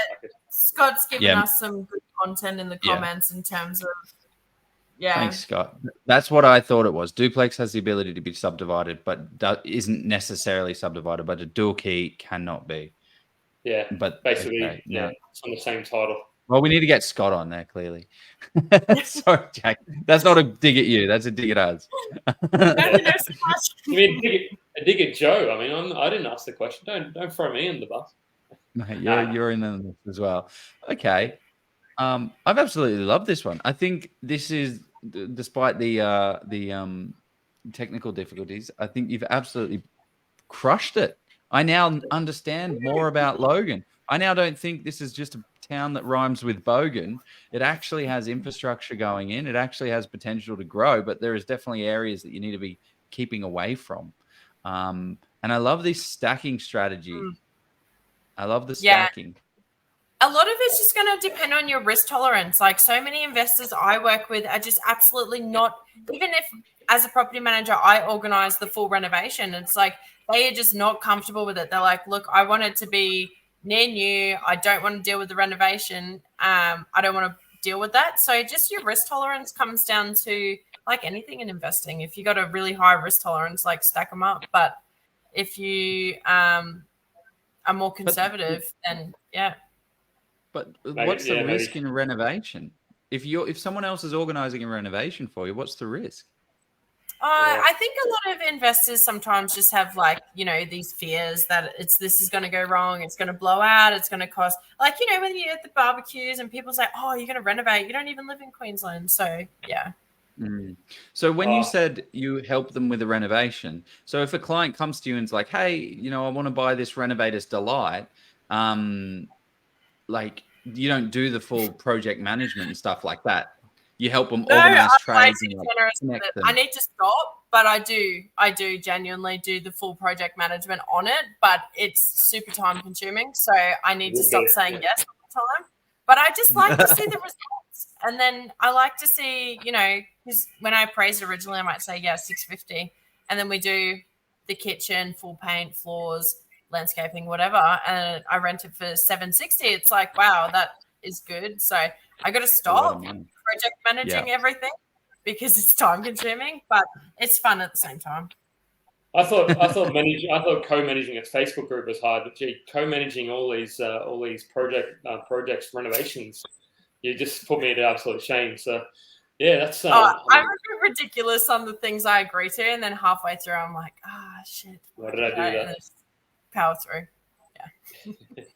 Well, I think there's a whole bunch of questions that people want to ask, but Joe, do you want to keep going on that thread, or so just we could unpack. I'd love to see a case of just some numbers behind that stacking strategies, but maybe that's definitely for another time. Let's get into some Q&A. If somebody's asked, can we do Ipswich? Is that Braden who's asking to do Ipswich next? Yeah, get off there, Braden. Yeah, it's probably not Braden. We'll just see who it was. It was Anthony Sriracha. Let's see. I'm just trying to. Yeah, I agree with that, Steve Lee. Let's get that comment up from Steve. I just want to get this. I was just thinking, it's like Steve read my mind. Like, good on you for, like, just at your age. Like, you've. I mean, I'm sort of in my early to mid 30s. Joe's in his. I think you're 30 now, Joe. Or you're 31. I don't know what. No one knows. Yeah. So yeah, but good on you for achieving all you've done at the age. It's just I feel inspired, and I'm it's just good on you. Not inspired of. No. Yeah, you absolutely crushed it, and like, it's awesome that you have such local knowledge as well, and that you know, you can just guide people and help them through and understand. Obviously, not for hours on end, but you can kind of help point them in the right direction when it comes to their tenancy and for, you know, the property that they're leasing out. Well, what are some of the features that we are a must have for this like area? Obviously, Queensland, I guess, pretty hot, so you know, I think you might need a bit of AC in the house. But what are some of the other, like, required features of a good tenancy in Logan? You know, it's so funny. I just have this fan on me all of tonight because we only have aircon in the bedroom. So I didn't think it was appropriate to film in the bedroom. And I was like sitting here because it was like really stormy. So features like security screens, you got to have minimum fly screens. Like, you have to open the houses up. It's a hot box up here. Ceiling fans in the bedrooms, preferably bedrooms and lounge rooms. Fully fenced yard so that the kids and dogs can play and not get run over. Yeah, it's a bit dark.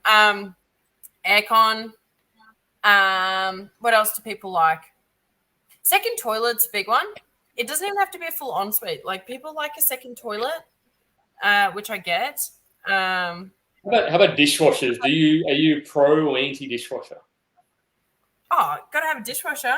Yeah. Okay. Yeah, we didn't have a dishwasher, and then I made my husband pull out this whole cabinet because obviously when we renovated, it was just like shoestring budget. And he just cut it all out, and we just got a Kogan one for $3.99, and it's been great. But definitely, it's just nothing. It's not even expensive, and they're just convenient. They save you time. Like, why would you want to spend time doing dishes? So dishwashers, 100%. Or are we talking for the tenants or for just general life? They don't want to do dishes either. Yeah. So I just think is that going to get us an ROI? Are we going to get $10 a week more rent if we get a dishwasher? Yeah, it's not even that millennial. It's just you're going to attract a better quality tenant who wants to more care for the property. And it just goes holistically. Everyone's like, oh, if I put in aircon, will I get $15 a week more? It's like maybe $20 a week more. But if you put aircon in, you're going to attract to a better quality of tenants, not just tenants that are just going to take anything. So a secure yard is one. Like you got to have a secure, fully fenced. It's not even, well, it depends on the property, but you have to have it secure. This is a good question here. What is Jackie's thoughts on pools for an investment property? Yeah, so I just contradicted everything I just said because I always say that pools add like $50 a week in terms of, and if I list something with a pool, people just go nuts. They're like, we have a pool.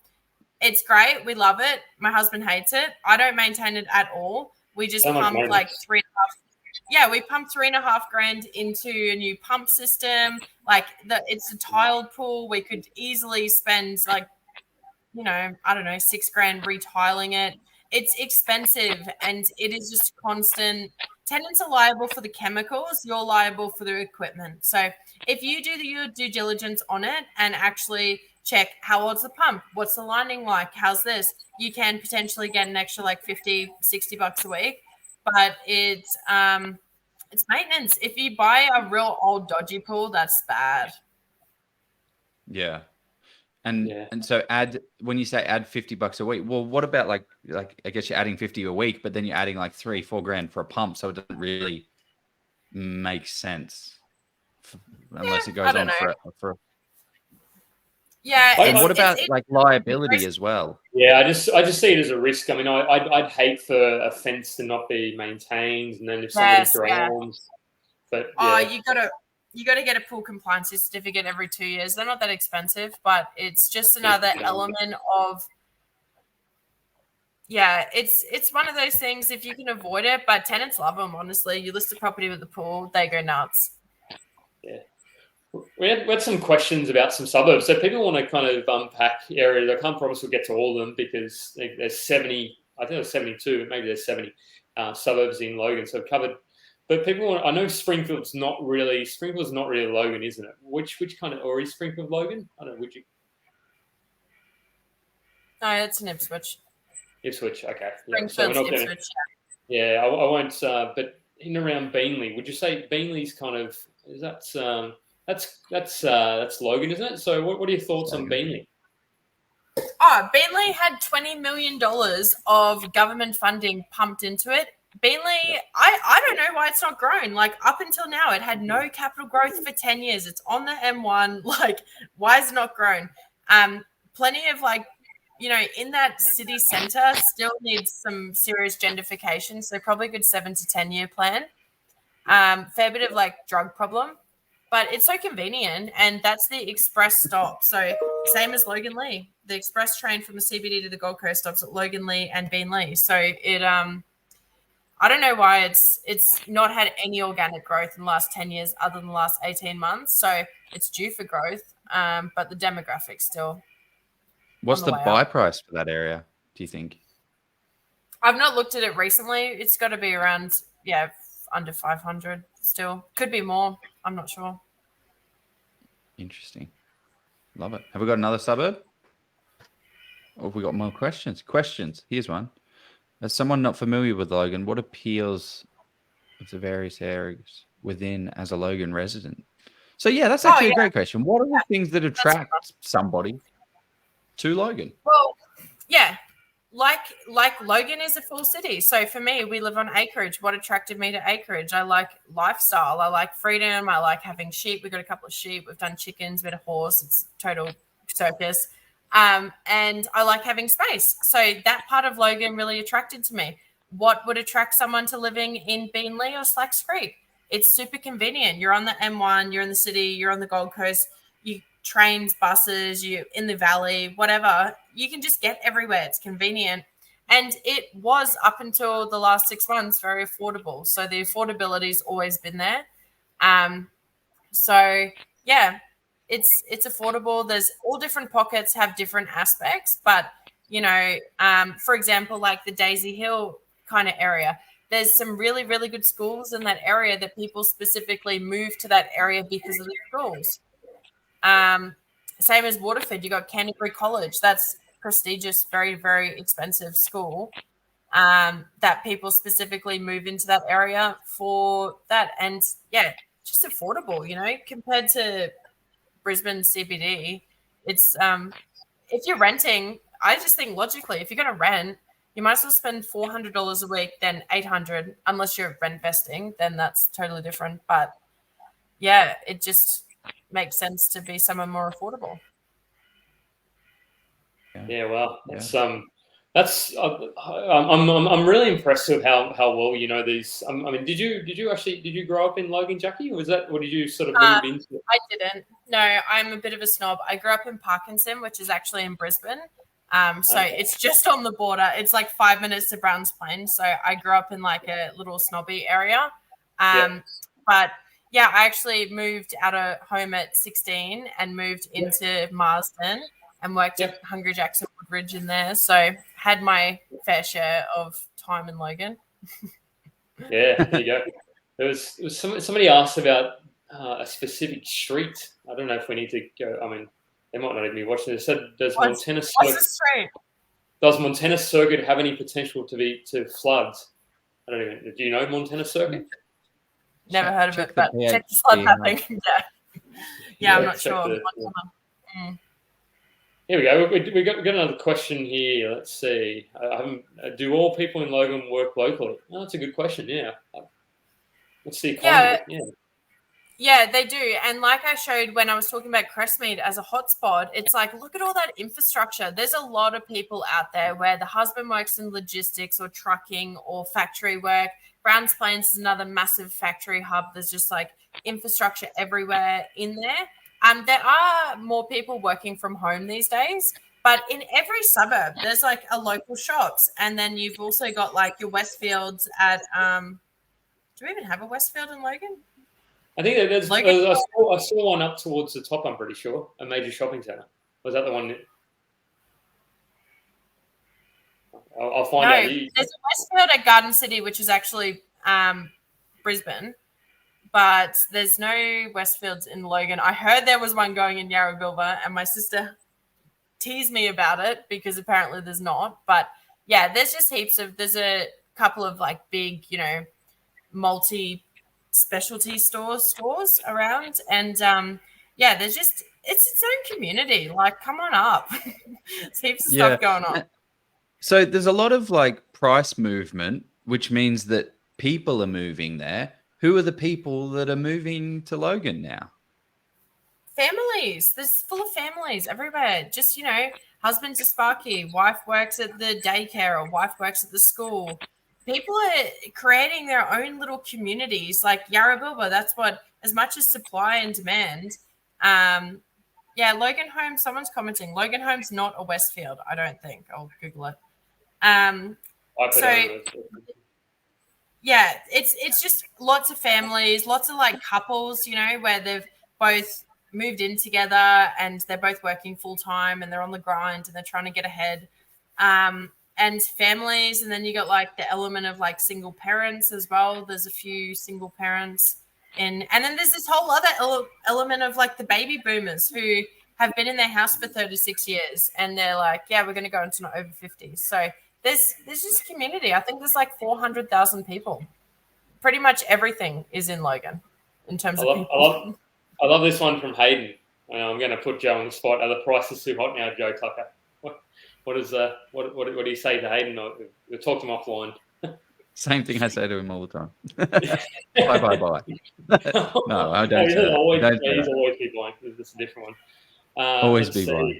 Yeah. So Jack, this is thoughts on the best Sue. Oh, Jesus, this is a massive. Yeah, I read it. Yeah, I'm South Side for life. I hate the North Side. It's terrible, but that's just me. What I would choose. Yeah. So which is going to get built out first?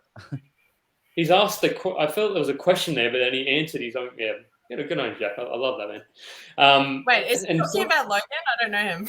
No, he's saying we were saying Brisbane, Moreton Bay is sandwiched between Brisbane and the Sunshine Coast, and then Logan is sandwiched between Brisbane and the Gold Coast as well. So it's like which two? Like that's the kind of options, right? If I know, but he says I know which one I would choose. Which one do you choose, Jack? You got to tell us. Well, tell us. I think Jack. I think he's saying sunny. I think he's saying sunny coast. But yeah, he's teasing. I actually don't. There's some good areas between between Brisbane and the Gold Coast, including like I remember you got the what is it, the theme park sort of areas. I think there's some quite expensive sort of areas that even 5 years ago were for $500K in that area. Oh, yeah. I was just at Dreamworld the other day, like where we are in Logan. Like we generally, my son's only 5, so this is the first year we've had annual passes. But when my sister and I were kids, we did like Dreamworld back to back for like 7 years. That was we went on. He said Logan. He didn't say sunny. Gee, he's on the Gold Coast. There you go. Yes. All right, Jack, we can be friends. I didn't even realize that this was a thing, like north side versus south side with them. I did post in the group chat the link there. So that link that you see I posted is the link to that map. So you'll be able to view it. And what we'll do, Jackie, if you're cool, is help us build it out just a little bit, and then make it up as a feature. Build it up. Build it up. Yeah. I'd be interested. This might be one we could close it off as. I don't know if we can answer this because this is a tough question to answer. I think they're just different areas. What are your thoughts first, Jackie? And I'll throw it to Joe as well because I'm going to throw us on the spot. Yeah, look, I'm not super familiar on Parramatta. Dabbled in Geelong, as in I've done a little bit of research on it.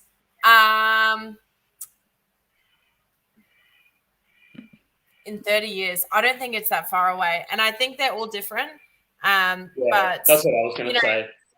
I don't think you can compare Logan to. Because the different cities for a start. You've got because Geelong's an hour and a half from Melbourne, so that's kind of, and it's on like a peninsula. From my understanding, is it a peninsula? Joe? And whereas Parramatta is tipped to become the second kind of CBD of Sydney. They're pumping so much. I would be very cautious of a unit in Parramatta. But you're talking. Yeah, it's just like markets within markets, right? Like we're just trying to come up with a comparison to compare something that doesn't exist with something that does exist. We're just trying to, close that gap of our understanding. But of course, I'd say Mount Druitt. That's the. I'm not going to say it's going to do what Mount Druitt has done. Yeah, well, Mount Druitt has had a bad reputation, and it's now got a great reputation from being an investment-worthy place. But is it similar to the Logan? Like, I don't know. It's not really. I think. Well, obviously, Logan's a bigger. Mount Druitt's like a suburb. That's a suburb, isn't it? It's a region. You've probably got. I reckon you've got 40 suburbs that encompass Mount Druitt. I've only heard of it. I know it's like $1 million suburb now, but it's There's still some rough areas. Yeah, exactly, and that's not to say that there's not good deals in the rough areas. There certainly is, but if you have a low risk tolerance, don't do it to yourself. But if you have a high risk tolerance and you're okay with what might happen in the 1%, then by all means, stack the strategies. Those this is it, right? Like if you're going to the bank and the bank is saying to you, you can only borrow $400,000 to $500,000, and you want to be a property investor, you got to cut your teeth in some of these riskier locations. Like that's the whole point. If you can't afford to get into the property market, man, sorry to say, you got to go into these areas. I want to buy a beachfront property in Bondi, but I'm not going to be doing that anytime soon. But to get started, you're going to have to take those risks because that's why you're investing, to make your take the risk. So I think you have to. You just got to step out of your comfort zone and don't think. Actually, this is a big one that I'm finding myself say a lot to people is like, just because you wouldn't live there doesn't mean that people wouldn't live there. Just because you want X doesn't mean people want X. And if you go into investing with your own principal place of residence hat on, you're not going to get very far, and it's going to be a very difficult situation. You're not going to get anywhere. Yeah, I will just comment briefly on the Logan market, and what I'm seeing from investors is indecision. I'm seeing so many investors who touch base with me in like August, September, and like, hey, I want to buy, I got a 450 budget. They're just being outpriced every single week because they're pulling out on, little things on a building and pests. Like I probably have a super high risk tolerance where I'm like, yeah, termites, they're fine as long as they're not in the house, just treat them outside. But like people pulling out on all sorts of stuff. And it's like, it's a good deal. And then we see it sell for 35 grand, 40 grand more. It's like, that could have been, that could have been equity that you could have gained. So there's a lot of people sitting on the fence that I'm speaking to weekly or fortnightly that it's like, you got to get in on it because you're just missing it. I don't know if it's going to end, but it's like you're missing growth for sure. Well, how is the buyer demand like on a property? So you go into a property, how many offers are on a typical property? How many couples are going through? Yeah. So like, for instance, now these numbers are going to be hard to compare against. We had a property that we had it at it was 440 on the package. 360 on the package. We put 410 on it. It's probably going to go for just under 500,000. They had 138 groups through, and by Sunday they had 38 offers on it. Yeah. Well, I'll tell you about an open house I went to in Logan. It was actually in Meadowbrook for a client on Saturday. Unfortunately, my husband was working, so I had my two ratty kids with me. There was 100 people there. It was humid. They was social distancing everyone, and then they intentionally kept the front door locked so that you couldn't get out once you'd made your way through. And they had it all through the garage so that because it was creating pressure. It was creating pressure. You're going through this house. They didn't have one ceiling fan on or aircon. You're going through, and it's just creating pressure. I don't even know how many offers, probably like 22. There was 100 people there. It was just insanity. And that's just one, like every time. That's why when clients ask me to go to open houses on their behalf, I'm going to start saying no, because it's just insanity. And I prefer private estates. Okay. And what's some of the tips that a property investor can do to get before? What can we do to get ahead of that game? Because as soon as it goes to an open home, it's like emotional bidders, emotional buyers, and people just stacking it up. I don't know. Build relationships, Joe. I mean, but yeah. You go shake their hands, go meet them, and get in their pocket, and find out what they have coming up. If it hits the market at the moment, by all means, put an offer in and do due diligence and everything. But You may end up, I mean, those sort of markets kind of, I wouldn't say scare me, but I would prefer. I'm not a FOMO kind of guy. I mean, if somebody's willing to pay 40, 50, 60K extra than what I feel it's worth, and go for their lives. I mean, I may miss out on growth, but that's just, I mean, it's not so much for me about risk tolerance. Yeah. But I mean, this is the type of thing that you do, like circling all back. And I love the chat, Jackie, and we'll wrap it up soon, because you've shared so much insight. But this is like what you said at the beginning. Your house that you, like the property that you were talking about at the beginning, 350, you took it off the market, although there were all these builders and people going through the place, and you were able to snag it before that happened and jump in there and get it kind of off market before it went to the actual market. Like it was online, but it wasn't actually there. So it's all come full circle. Now we're back to that situation. It's absolutely wild. Yeah. Well, learn something. Work on your communication skills on how you communicate with people. Because if someone calls me and says, "Hi, I want you to manage my property in Logan. Yeah, what are your fees?" I'm like, "Mate, I've got 50 people calling me a day. I'm not even interested." And then I have someone who calls me. It's like, oh, I saw your podcast and I feel like we could strategize together. And I got these 4 properties and they're in Logan. I bought it at this price. And I'm like, yeah, you go, girl. You're cool. I love it. I love what you've done. This is what I do to this one and this is what I do. And I'm going to increase this. And yeah, so that's learn how to communicate better. God, as if anyone's going to want to give you an off-market deal if you call and you're just like, yeah, well, what's the price for this one? It's like, learn to influence and communicate. I do love this. Yeah, I 100% agree. Communication is probably the skill that they should teach, amongst other things, a lot more at school. It is very hard to teach, but it's just something we should emphasize that actually, and communication, empathy, all that kind of stuff. So speaking of empathy, there's we are going to let you go because you have 2 young children or younger children. They're having a sleepover tonight. I'm having a great time. Okay. Happy days. Jeez. They've eaten 2 ice cream tubs already. Jeez. Yeah. We could literally never do this if they were here. It would be way too noisy. Yeah. I mean, it was an interesting comment from Kim, and I wrote us this long comment. I wanted to bring it up. Let me read it out so we don't have to do this. Before you were all born like that, I invested in Logan and all was good. Not where I wanted to live, but it was what I could afford and provided the return so I could move forward. People have to live somewhere, and I provided a property that was offering a tad better quality and style than what was being provided. We used to have a deer farm in Yatala, and I've been watching that area grow too. I'm interested to hear about development along the Logan River. Yeah. Love that. Development along the Logan River. Do you have any thoughts along? Is there big development along Logan River, Jackie? So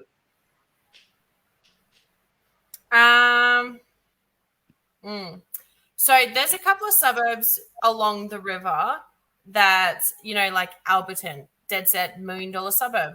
I don't think that's in Logan. It might just be in Gold Coast region. But I think the lifestyle along the river. Yeah, I think my husband, we've always had boats. He used to ski along the river. There's full of bull sharks, but the lifestyle, yes, you got a whole flood affectance and I don't know. I think the flood zoning's a bit too hectic for building anything. You can't build on a flood zone. It's got to be 500 mils above the defined flood height, and then you have to have access out of that. So even if you had a fully flood affected block and you built it above the defined flood height, you need to have clear access out of that property in the event of a flood. So, which is impossible if it's fully flood affected, and then you can't develop it. So that's, I don't know. Yeah, I just looked up Alberton, for example, and there's a population there of 590 people in 2016. And I'm just looking at all that land, and I'm just thinking if it was the kind of area, I mean, surely there would be developers jumping in there, but it must be sort of highly prone to floods in that. Yeah. It's tightly held. Like, good luck. There's not many that come up for sale in Alberton. Yeah. So what's the typical rental price for a 422 aircon main bedroom Logan Reserve? Oh, these days you probably get $500 a week. Yeah. 480 to 500. Love that. Logan Reserve's a new estate. Yeah, he said new. So yeah, you've got the 9 off. So we're taking 2. Joe, do you have any last questions before we kind of give a hand off the opportunity for Jackie to tell us how we can get in touch? Any last questions or thoughts, Joe? It's frozen. That's awesome. Just deadpan. Somebody draw an extra moustache on that man. Yeah, well, I don't know. Maybe I think it's the new camera he's got. He's a message, so I don't know. Maybe he's invested in Wi-Fi. Well, yeah. Whilst Joe's sort of sorting himself out, I just want he's back. Joe, do you have any questions before we do the wrap up? Let's wrap it up, baby. This has been fantastic. Jackie, you're amazing. You're absolutely amazing. We need more Jackies in this world. That's 100% sure. So much value here. This is going to be a go-to thing, and we'll build out that little map for people, and we can make it amazing. Where are we going to go when it comes to rentals, though? That's what I'm interested in, Jackie. What company are we going to go to when we need our beautiful upstairs, downstairs changed and fixed up? You can go to My Logan Realty. So pretty busy at the moment, but yeah, if you go to the website and give me a call and a friendly, I will speak to you. You'll find if you call me, I pretty much always answer or text you straight away. So give me a call and we can talk about your property strategies. Excellent. I love that. And was there any?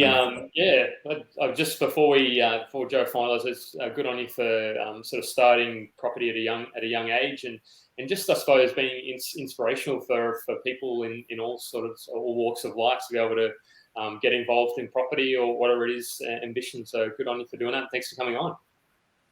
Woo, thanks for having me. Thanks, guys. Joe's going to wrap it up. Let's go buy a property. See you later. See ya.